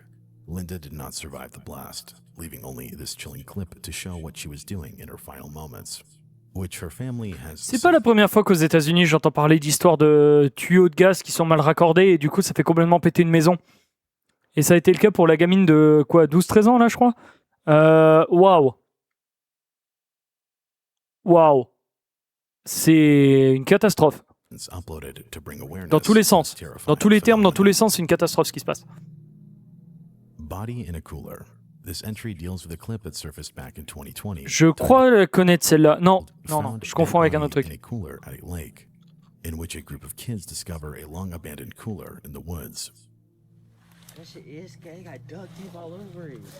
It smells so bad. There's maggots. Oh no, fuck that. They're goofing around and laughing, as most kids at their age would. But things begin to grow more serious as they notice it's emitting a terrible smell. This group takes turns daring each other to open it, until someone finally does. And what they find inside is nearly indescribable. It's impossible to tell what it really is, or was, as the cooler was completely filled with what the kids first assumed to be dead fish. Though in the last 2 minutes of the video, they begin to realize this may very well be something far more sinister, and they decide to call the police. The footage ends with no resolution, leaving an air of uncertainty surrounding their discovery. Though within the comments, an update would soon emerge describing the alleged truth behind the substance found in the cooler, which read, Update on this situation. It was a dead infant that was neglected and abandoned in that cooler filled with water. Location will not be disclosed due to privacy reasons. The validity of this video is something that is yet to... C'est un enfant qui a été négligé et abandonné. Putain, quelle horreur. ...be confirmed, meaning that this could quite possibly be a hoax, but something about the contents of that cooler seems all too real. Granny Ripper. Granny Ripper refers to a video on YouTube depicting the infamous Russian serial killer, Tamara Samsonova. Samsonova was arrested in July of 2015 on suspicion of 2 murders, but is now suspected of nearly 15. She has since become infamous, not only for her crimes, but for her old age, as at the time of her arrest, she was nearly 70 years old. Though this didn't stop her from committing some of the most gruesome crimes imaginable. In the YouTube video, serial killer Granny Ripper filmed footage Russia. We see Samsonova standing in inconspicuous blue parka captured by her apartment's CCTV. Carefully, she walks back and forth, bringing out what appears to be a covered pot. On the evening of July 26, the body of Samsonova's roommate, Valentina Nikolaevna Ulanova, was discovered decapitated with severed limbs, with it later being determined that within this very container was the actual head of Ulanova. Samsonova would be arrested on July 29, 2015, thanks to the damning CCTV footage that... T'as la grand-mère de 70 balais qui pète un plomb et qui flingue sa coloc. ...that has now been leaked to YouTube. Though what many have found most chilling about this video was the smile she gives upon her capture, even blowing a kiss to the camera, clearly showing a complete lack of remorse for all the death she caused. The streamer finds a body.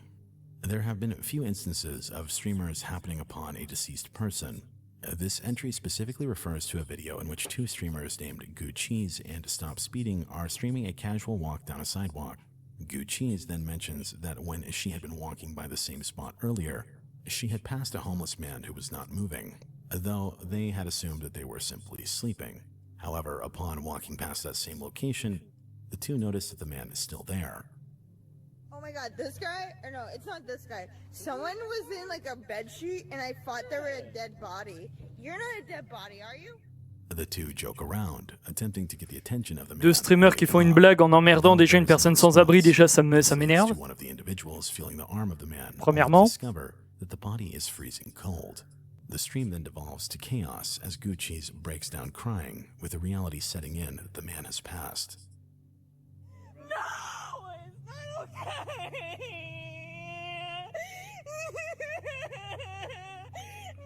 Bouhouhou, je continue à filmer parce qu'il faut pas que je loupe des vues. Bouhouhou. Connasse. Attention, contre-champ en close-up sur ma tête. Bouhouhou, ça fera des vues. Ouais. Répugnant. Is a video showing what looks to be dozens of people clinging to the wheels of a plane as it prepares to take off. Ah putain, il est triste celui-là. Their idea here is to ride the plane the same way one would hitchhike a train. Il est très très triste celui-là. That's not how it works. This video was recorded in August 2021 in Afghanistan, mere hours after the United States announced that they were withdrawing all military presence in the area. Many Afghan people realized that this country would soon fall to the Islamist extremist Taliban and did whatever they could to escape. And within this footage, we see a group of people attempting to do just that.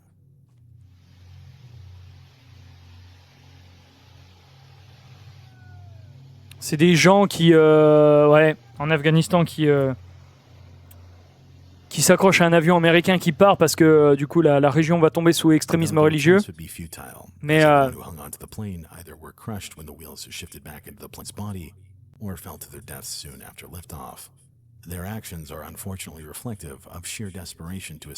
Mais c'est ouais, c'est de la désespération, c'est désespéré. Their bodies would not have been able to withstand the extreme cold of that altitude, meaning that they were not going to make it either way. Thankfully, the video cuts off before we see the devastation firsthand. Il y en a plein des vidéos comme ça où tu vois des gens qui s'accrochent à un avion et du coup ils sont tellement désespérés qu'en fait ils s'accrochent, mais ils comprennent pas qu'une fois que le treuil d'atterrissage est rentré, ils seront broyés dans les trucs, donc ils sont obligés de lâcher et du coup ils font une chute de 100-150 mètres de haut. Voilà, c'est voilà. Et même s'ils venaient à parvenir à je sais pas, rester à l'intérieur, enfin, je sais pas, il y a de l'isolation dans un avion. Parce que sinon, en haute altitude, t'as des températures de peut-être quoi? J'en sais rien, je suis pas pilote d'avion, mais genre, peut-être peut-être 0, -10, peut-être, je sais pas. Bref, sans compter le manque d'oxygène. Donc, ouais, pas ouf. Mais encore une fois, les personnes sont complètement désespérées, donc c'est pas à moi à répondre à cette question. 2008 records her father in various stages of what appears to be a mental break, which is confirmed by the text at the beginning of the video, stating that this footage was recorded on the way to a psych ward. Hello, bride of Christ. This is your little servant boy, king of America. It starts out with the dad addressing the camera, rambling nonsensically, before a darker turn.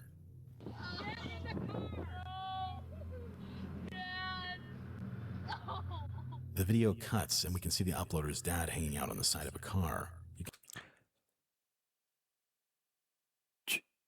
Tu vois la personne qui est à deux doigts d'être prise en charge dans un centre d'accueil pour personnes en situation de difficulté psychiatrique. Il fait ça et tu continues à rouler. Il n'y a pas un putain de moment où tu mets ton clignotant et tu te mets sur le bas-côté pour rattacher la personne. Vous êtes con ou quoi? You can hear the family members pleading for him to get back into the vehicle, though it's obvious that this episode had left him completely out of control. The video ends. Mais vous êtes con? Vous vous mettez sur le bas-côté? À quel moment tu continues à conduire quand la personne fait ça? Vous êtes complètement cinglé. With footage of him flashing passing cars and smoking a cigarette while continuing his rambling. Delving into the comments section, the uploader reveals that prior to this video, her dad had been missing for weeks before returning and dragging her brother out of bed. Her comments go on to say, "My mom and I didn't know until we heard my brother cry out for help, but by then we were in the car and driving away. We thought he was going to kill my brother, but he came back and my brother told us he had drowned our dog in the river. He stripped naked, so mom said, time to go to the hospital." It turns out the man in this video is named Roland Cannard, and unfortunately, he didn't make it very long after this video was recorded, as he died of suicide on November 25th, 2001, about a year after the footage was taken. Rapire. Rapire refers to another haunting bit of CCTV footage. In it, we see a bus preparing to let people off as... Rapire?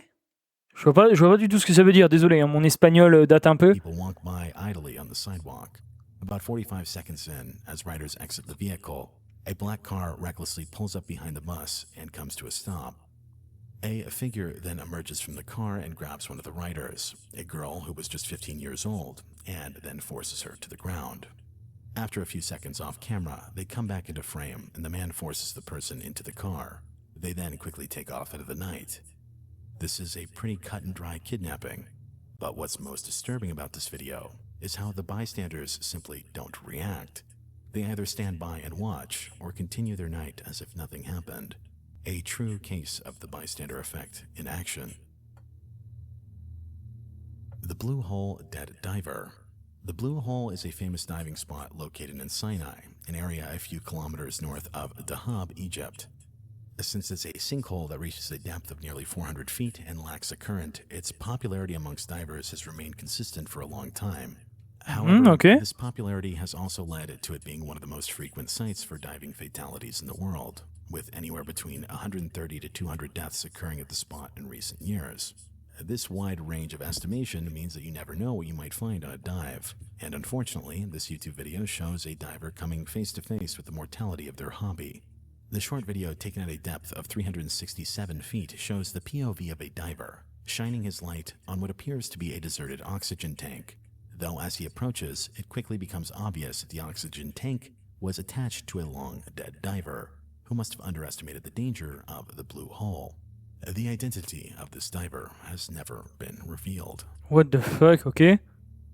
Alors, c'est celui-là qu'on va skipper, parce que je ne tolère absolument pas cette histoire. Du coup, quand la religion vient contrecarrer la médecine, et ça provoque la mort de quelqu'un.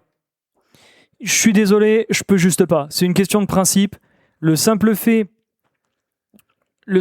qu'une personne qui a eu besoin d'aide passe par une religion plutôt qu'une médecine, ça a provoqué sa mort. Et ça, c'était une pauvre gamine qui avait rien demandé à personne, et ses parents, fanatiques, infects qu'ils sont, ont préféré une sorte de pseudo-science ésotérique à une véritable science qui aurait pu sauver, ou du moins, tout du moins, accompagner leur fille. Aujourd'hui, leur fille est morte, c'est de leur faute, les parents sont des assassins. Point final. Ça, c'est ma hot take. Désolé, je me permets une hot take, mais les parents sont des assassins. Pour négligence et complicité, hein, clairement. On arrive dans les eaux sombres, messieurs, dames. Nexpo! Finding a friend. J'écoute Nexpo de temps en temps, c'est plutôt cool comme chaîne. The evening of December 13th, 2019, a man by the name of Andre Grady had Bonjour, monsieur. disappeared from his home in Newport, Virginia.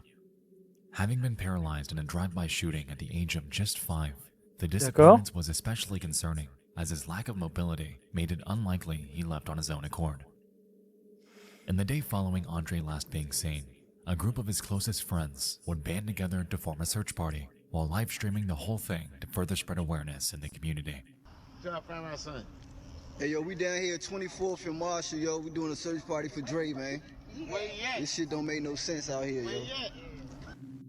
As the group continues filming, they eventually stumble across Andre's wheelchair marks in the grass leading to a nearby home. And upon checking the crawl space beneath it, they would find Andre's deceased body. Merde. Oh man, What bro. is that? What is it? Yo, y'all go. Oh, and I see a shoe, bro. Oh my god. He was beaten and shoved underneath the house, with no motive for the attack ever being discovered.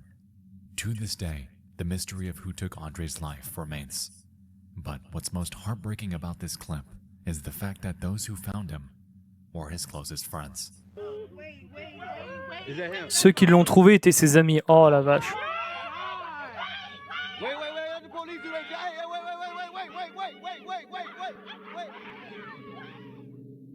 And the pain in their voices, to this day, makes this entire video extremely difficult to watch.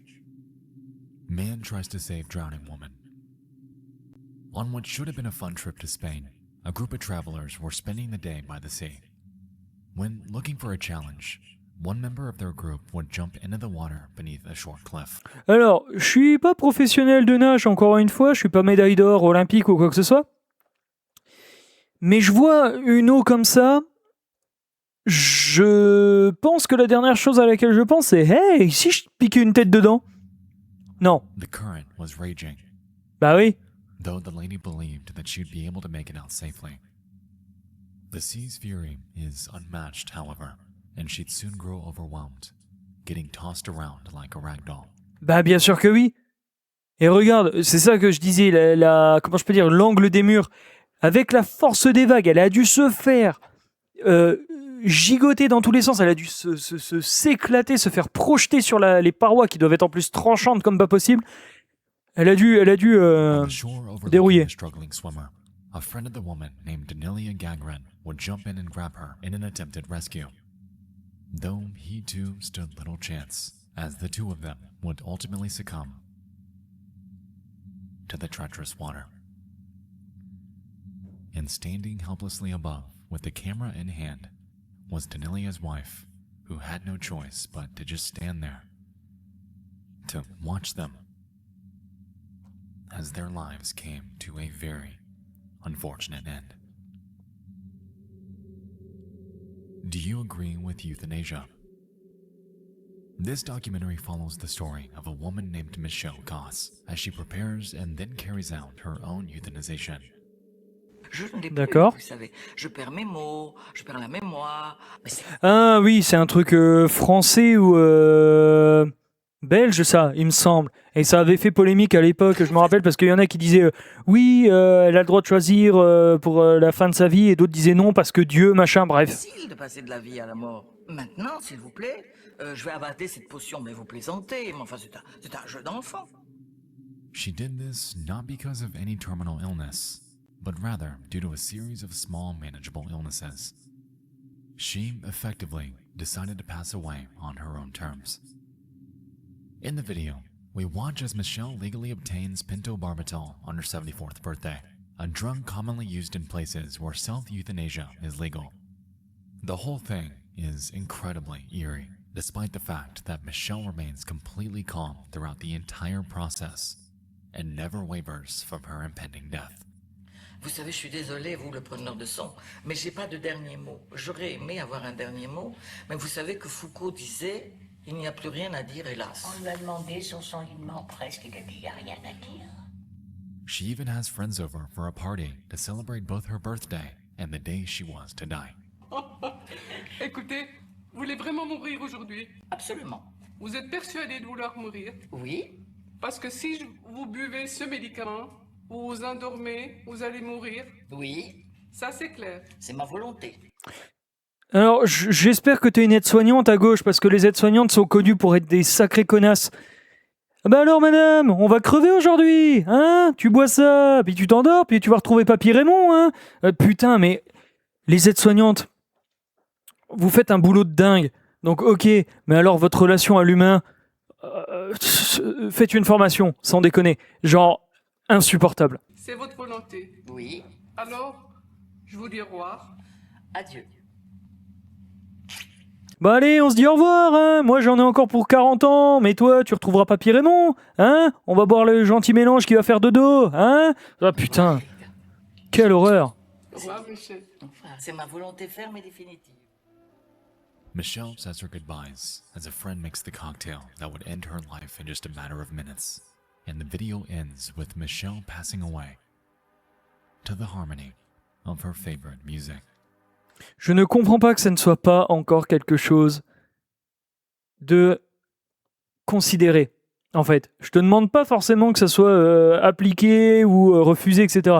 Mais qu'il n'y ait pas eu le dossier en France. France métropolitaine, j'entends. Que au moins ça soit mis au public. En mode, est-ce que c'est arrivé sur le bureau de Manu ou pas? Là, pour le moment, on ne sait pas du tout. Et tu te dis, mais si t'es en truc terminal ou dégénératif, pardon, en français, dégénératif, est-ce que t'as vraiment envie d'imposer ça à tes proches, tu vois, ou même à toi-même?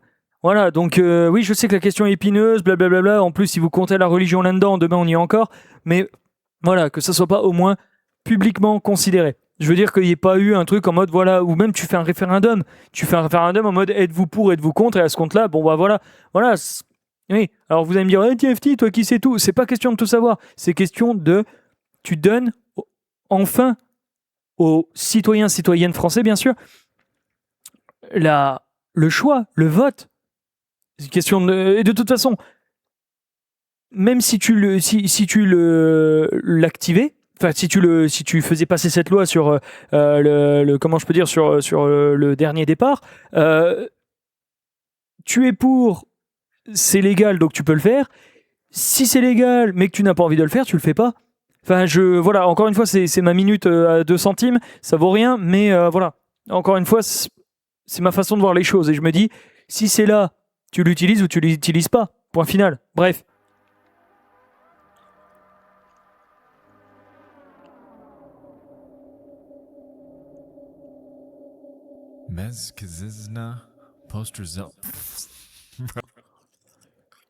Alors, je veux pas passer pour un gros raciste de merde, mais bonjour la Pologne, j'imagine. In Poland, a worker Bingo! 50 points pour TFT. Strike was taking place to protest the current conditions that medical personnel were facing. From what I could gather through some translated articles, it appears that the medics were demanding better resources, sick leave, and overall more balanced benefits. Mais en Pologne, ils sont pas hyper balèzes niveau médecine?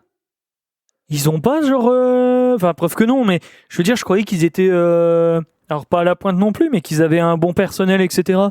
Zut alors. Je suis sincèrement désolé, la Pologne, hein, si c'est le cas. Hein. Je suis vraiment désolé. As their absence had a direct impact on patients in the area. During this particular video, we see a group of the medics protesting on stage, further explaining their purpose for striking, when out of nowhere, a gun... T'as pas un mec qui sort avec un gun, je crois? Shot rings out. Ouais, si. O godzinie 18:30 zapraszamy na naszą konferencję prasową.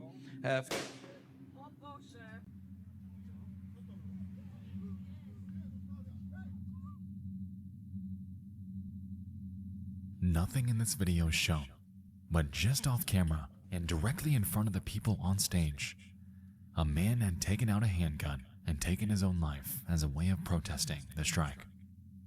There is something incredibly dark about the shock in the faces of those who witnessed this, as everyone's individual reaction was different. One thing is for certain though, and it's that this event that they had just seen is likely going to have a lasting impact on the rest of their lives. Brick video. On the 12th of June 2012, a car filled with two couples and a young child was driving down a two-lane highway in Russia. The car was equipped with a dash cam that would record filled with bricks. Connu celle-là. Out of nowhere, one would dislodge and fly directly at the car, crashing through its windshield at an unimaginable speed.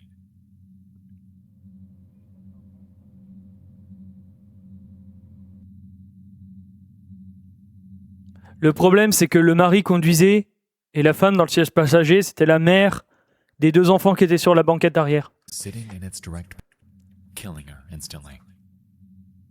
This is the ultimate case of wrong place, and very unfortunately, wrong time.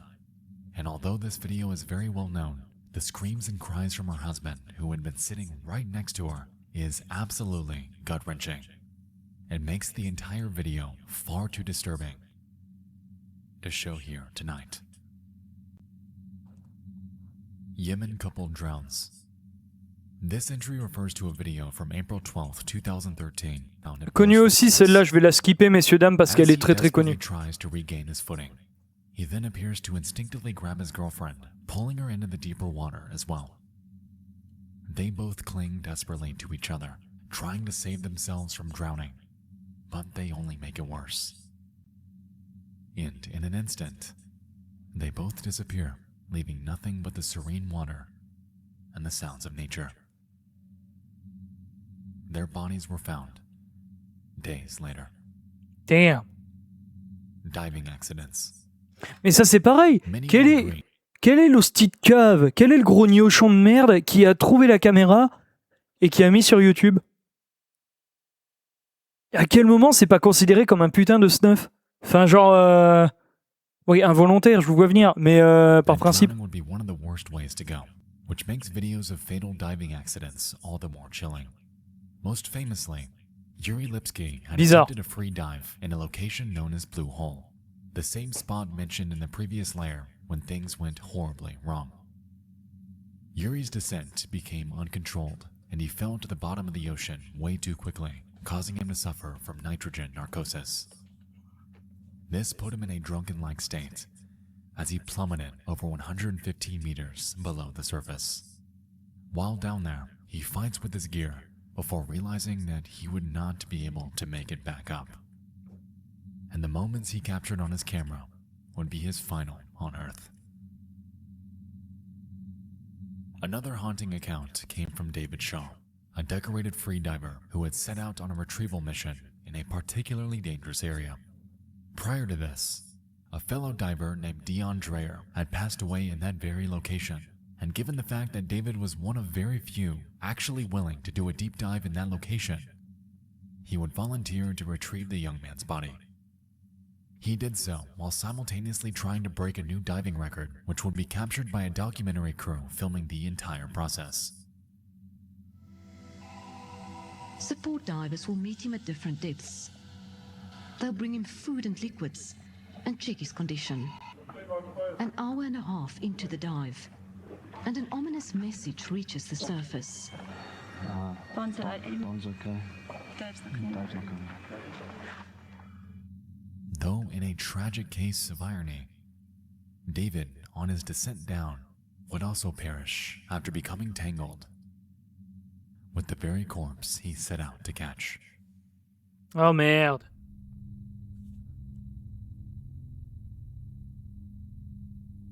Les abysses. Disturban, je ne connais pas Disturban. The Jim Jones Death Tape 78. The Jim Jones Death Tape 78 is a 44-minute recording of the moments before and during the Jonestown Massacre, a mass suicide/murder. Encore une fois, pareil, celui-là je vais le skipper, tout ce qui est groupuscule, para-religieux, trucs comme ça et tout, je trouve ça.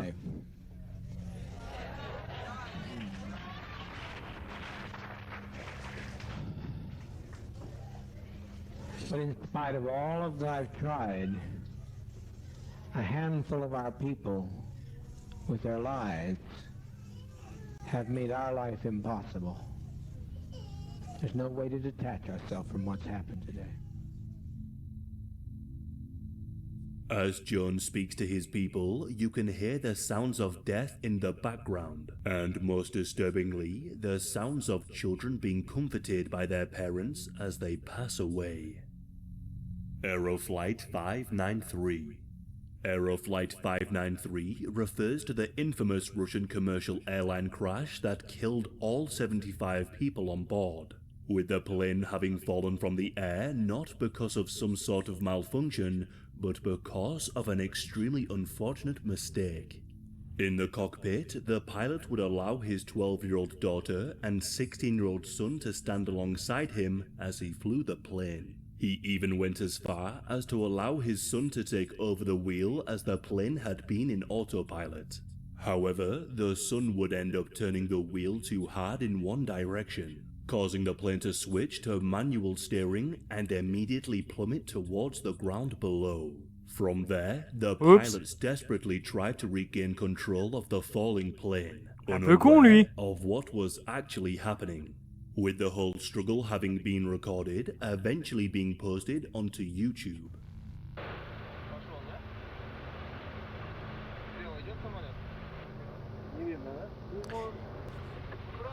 Il a laissé son petit garçon et sa petite fille de 12 et 16 ans tenir le manche, et donc du coup le gamin il a secoué le truc, ça a repassé en pilote manuel, et l'avion a piqué.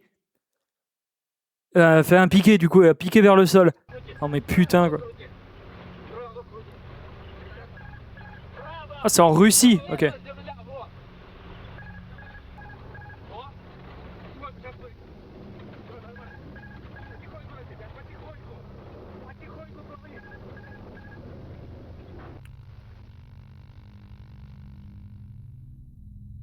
The terror in the voices of everyone in the cockpit is extremely dark, and made all the more horrific as the plane crashes into the mountain range below, killing everyone on board. Most tragically, it would later be revealed that if the pilot had simply taken his hands off the wheel, the plane would have automatically corrected itself and re-engaged the autopilot. The Astro World Clips. Okay. On the 5th of November 2021, Travis Scott had been hosting his annual Astroworld Festival at NRG Park in Houston, Texas, when things erupted into chaos. Upon Travis arriving on stage at approximately 9:02 p.m, the massive crowd of fans pushed towards the stage, causing one of the most horrific occurrences, a human crush.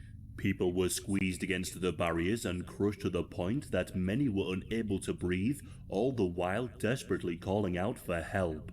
But help never came, and instead, over 300 people would be left injured, with 10 sadly losing their lives. For this entry... Ah ouais, ils ont fait une mob parce qu'ils ont vu Travis Scott, ils ont poussé vers la scène, ça a étouffé ou blessé 300 personnes, et sur ces 300 personnes, il y en a 10 qui sont décédés. Wow! Vache! Impossible, as so many accounts exist on YouTube from that day. And what is most prominent throughout these clips is the helplessness of it all, as the victims were left to their own devices in that crowd. And with the power of that many people pushing against you, death was always inevitable. The station nightclub fire. Flashing back to yet another concert disaster, this event took place on the 20th of February 2003.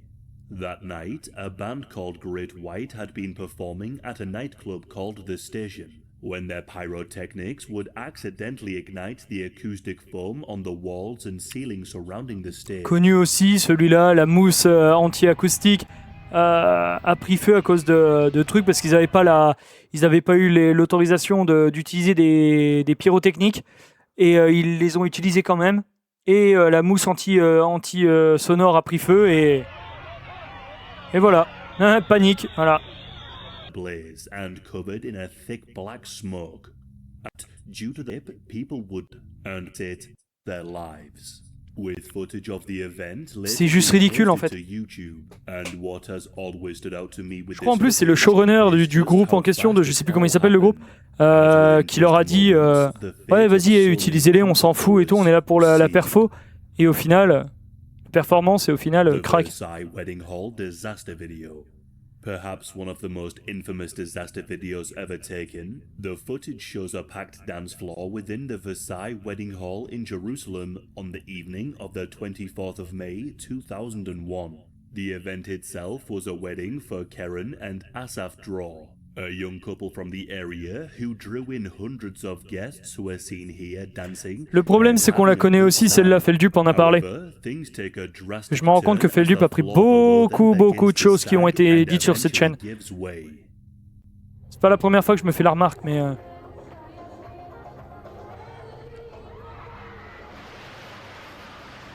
Quelle horreur! Quelle horreur! Oh, mon Dieu! 23 people would fall to their deaths, with hundreds more being left seriously injured. An investigation would later reveal that faulty construction was to blame, along with negligence from the owner. The Beirut explosion.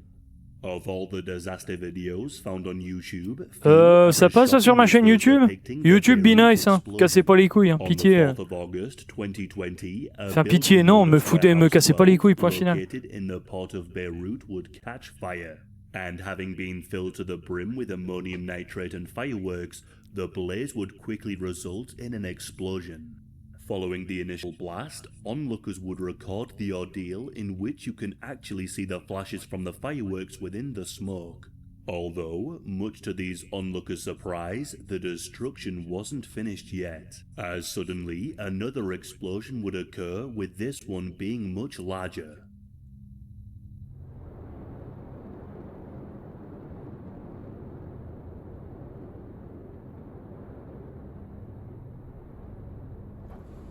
Wow. Within moments, the entire area is seemingly blown to pieces, with the power of the blast alone being enough to cause buildings in the vicinity to crumble instantly. Purée! The blast itself triggering seismic activity equivalent to a magnitude 4.5 earthquake. As a result, the area was left completely decimated, with 218 people tragically losing their lives. 218. Oh là là là là là. Magnitude, it was captured in numerous videos, all of which proved to be equally as disturbing, with most of these clips eventually finding their way to YouTube. The Challenger explosion. Of all the disasters discussed so far, this one is particularly morbid thanks to a few utterly depressing details. On the 28th of January 1986, the United States attempted to launch a space shuttle named Challenger, only for it to explode just moments into its journey. All 7 crew members would sadly lose their lives, with one of which being a woman named Krista McAuliffe. Krista was actually a teacher at the time, who was personally selected to partake in the mission after applying for the NASA Teacher in Space project.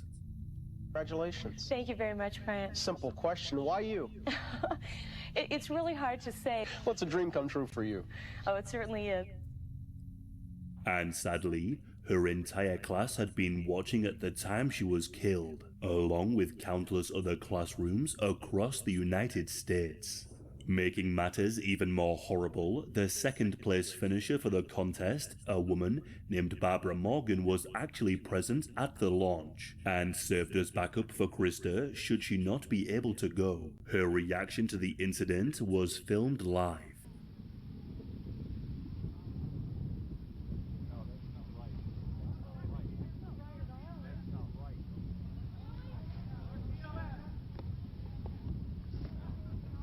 I get down? I can't even imagine what must have been going through her mind watching the shuttle explode, knowing that she had so narrowly missed out on being on board. And this isn't even the only disturbing detail, as it Il y a les would be parents de later Krista qui étaient là, je crois. theorized that the crew aboard the Challenger almost certainly survived the initial blast. The main cab remained intact despite the explosion, meaning that they were still alive and likely conscious as they fell to the water below, with the impact being their true cause of death.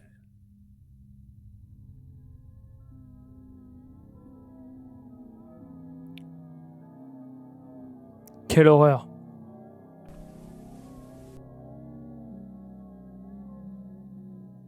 Congratulations on making it to the very bottom of this iceberg, and in turn the very depths of YouTube. This level is filled with the content here on YouTube that, for one reason or another, truly strikes a chord with me. Some of these entries will be too graphic to show, but I'll do my best to walk you through them regardless. Man in the Suitcase. In February of 2020, a woman named Sarah Boone would call 911 reporting that she had found her boyfriend George Torres unconscious in a suitcase within their home. According to the woman, the two had been playing a game of hide-and-seek the night before when Torres decided to hide within an empty suitcase. Unable to find him, Sarah would give up her search and accidentally fall asleep, leaving Torres trapped in the luggage where he would eventually suffocate to death. Or at least that was the story she was trying to tell. Unsurprisingly, this version of events just seemed too bizarre to be believed, and upon investigating the matter further, police would eventually find a video on Sarah's phone that immediately dismantled the narrative she was trying to weave. The video shows the suitcase, with George inside of it, begging and pleading for Sarah to help him, to which she instead ignores him. Sarah. Fuck you. Sarah. Stupid. Sarah. That's my name. Don't wear it up. During the video's runtime, we can see George desperately trying to escape as he presses against the sides of the tiny piece of luggage. But there was quite literally nothing he could do. Those zippers had sealed him in and trapped him at the mercy of Sarah, and her mind was already made up. Torres would eventually die a slow and brutal death due to asphyxiation, with it later being revealed that Sarah had drunkenly forced him into the bag and closed the zipper, ending his life in one of the most chilling ways I could ever imagine. For Our Son. On October 8th, 2008, a video tribute titled For Our Son was posted to YouTube, memorializing a young man who had lost his life in the Jokela High School massacre. The incident took place almost a full year before, on November 7th, 2007, where an 18-year-old named Pekka Erik Ovin would enter Jokela High School with a loaded handgun and begin firing on the students. Tragically, 9 people would lose their lives, including the gunman. Knowing this video was made by the parents of a boy who lost their life in the incident makes it also depressing, as it shows a slideshow of their son growing older and older throughout the years, a growing process that would be abruptly cut short due to his shocking and traumatic death, and one can only imagine the grief that these parents were experiencing and likely continue to experience to this very day, as there's nothing worse than losing a child. Though there's something slightly off about this video, as around halfway through, things take a unusual and unexpected turn. As the young boy in the photos gets older and older, we begin to see what he may have looked like during the time of the shooting, to which it soon becomes apparent that this family's son was not actually a victim, and instead, he was the perpetrator, the man behind the massacre. Okay. Blind Date was an art piece carried out by John Duncan, a man best known for his extreme and in this case highly disturbing performance art. Leading up to the project, Duncan had experienced the collapse of a long-term relationship, and feeling empty and angry that he had wasted so much time on something that inevitably failed, he wanted to punish himself. This eventually gave him the idea that he would get a vasectomy, and thus take away his ability to ever have children in the future. But being the eccentric artist that he is, he viewed this punishment as an opportunity to base his next performance off, which is where Blind Date comes into play. Knowing that he would soon be losing his ability to have children, Duncan decided to use what he described as his last potent seed on this project, and he wanted to carry a deeper symbolic meaning. So he hatched the idea of purchasing a deceased body, having intercourse with it, and then sewing their body closed before its burial, thus burying his final seed as well. And this is something that he would not only imagine, but actually carry out, traveling to Tijuana where a mortician allowed him to use a body at the cost of $80. Duncan's original plan was to film the entire ordeal and then display the film at an art installation, but the mortician forbade him from using a camera, so he instead used an audio recorder to capture the sounds of him and this corpse. To this day, that audio can be found right here on YouTube. Jimmy's Wish. Okay, what the fuck? This is a channel that I've been wanting to cover for years now, but the graphic nature of it has pretty much ruled out a full-scale deep dive. The videos on this channel consist of a young boy named Jimmy who is shown laying in a hospital bed, connected to countless tubes and machines that are presumably keeping him alive. The visuals are horrible, as in most clips and images it's clear that he is suffering and completely unresponsive to the world around him, which begs the question, how did this happen? Well, the channel itself was set up by Jimmy's father, who claims his son's condition is a result of his doctors suffocating him with a plastic bag. He needs your help now. My son's ribcage is collapsing into his heart and lungs, and he is running out of time. His shoulders and hips broken and disconnected, and repeatedly and cruelly denied medical intervention. The doctors know he will clearly die, and the doctors know the police will not investigate. My son was suffocated with a plastic bag by 2 Japanese doctors and 2 nurses. Though this of course is just one side of the story, as some believe that the father is merely consumed by grief, which has understandably caused him to slowly lose his mind. Ok, reprenons. Donc, cette personne-là a un fils, ce fils est en urgence médicale, voilà, et ce père dit comme quoi la condition de son fils est due au fait que des médecins au Japon, c'est ça, ont essayé de tuer le gamin en l'étouffant avec un sac plastique.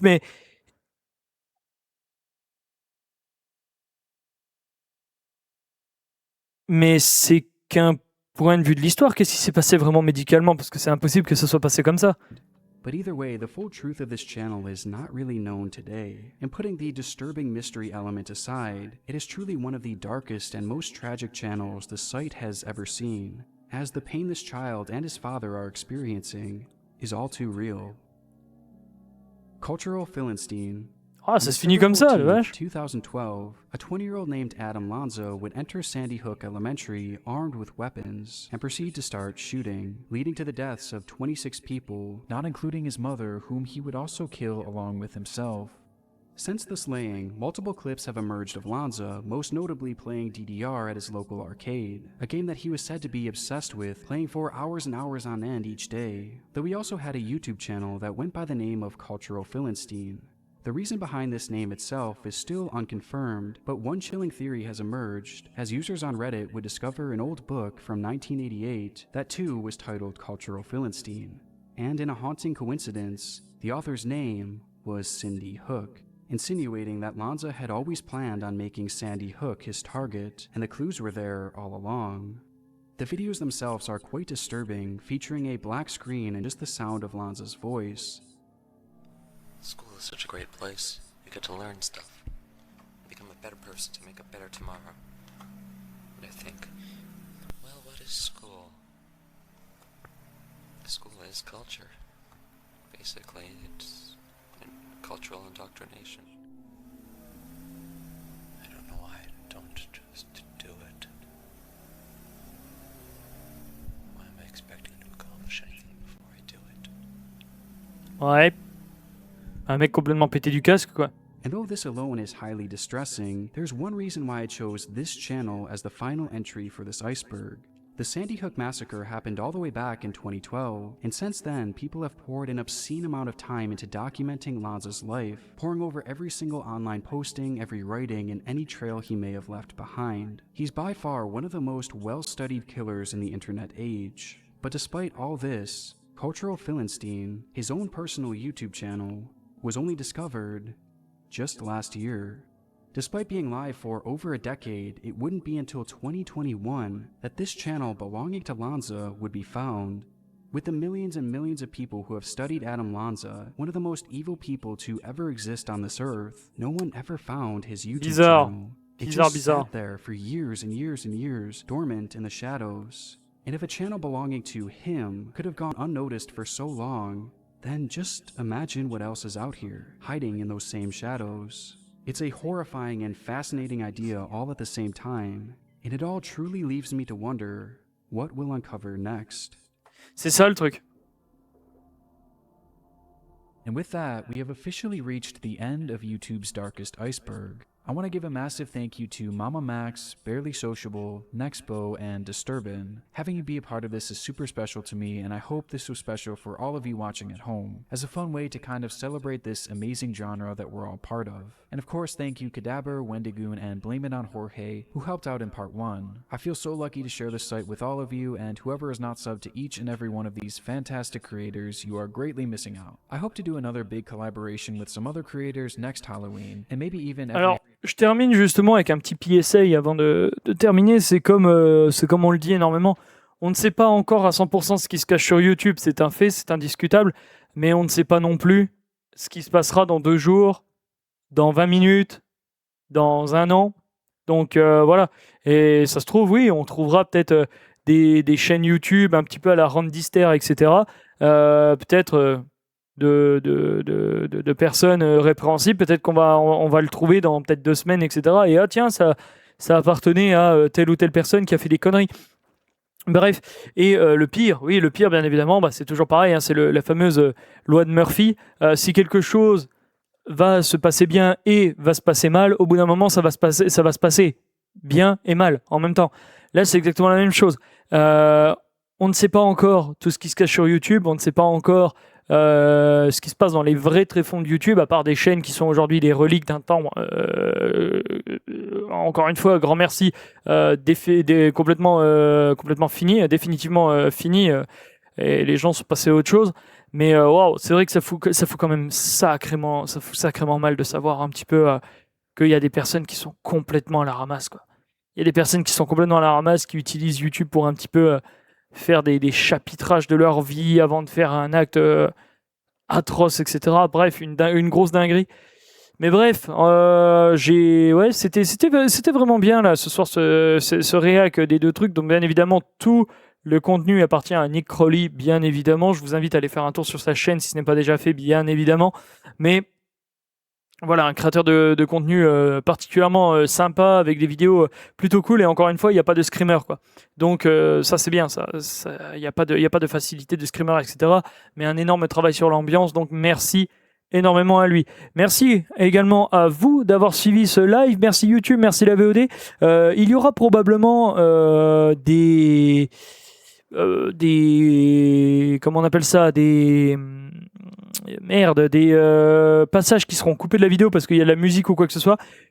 J'espère que YouTube pourra supprimer la musique et garder ma voix. Bref, on verra, mais en tous les cas, il est temps pour nous de nous dire au revoir. C'était TFT, passez une bonne fin de soirée, portez-vous bien, on se dit à bien vite, demain 19h de toute façon. Non, demain on est quoi? Attends, demain on est mardi? Ouais, du coup, demain soir 19h, bien évidemment. Merci à toutes et à tous d'avoir suivi ce contenu. C'était TFT, passez une bonne fin de journée, portez-vous bien et au plaisir de se revoir bien vite, bien sûr. Salut, la bise et faites-vous kiffer, bien sûr. Bonne soirée!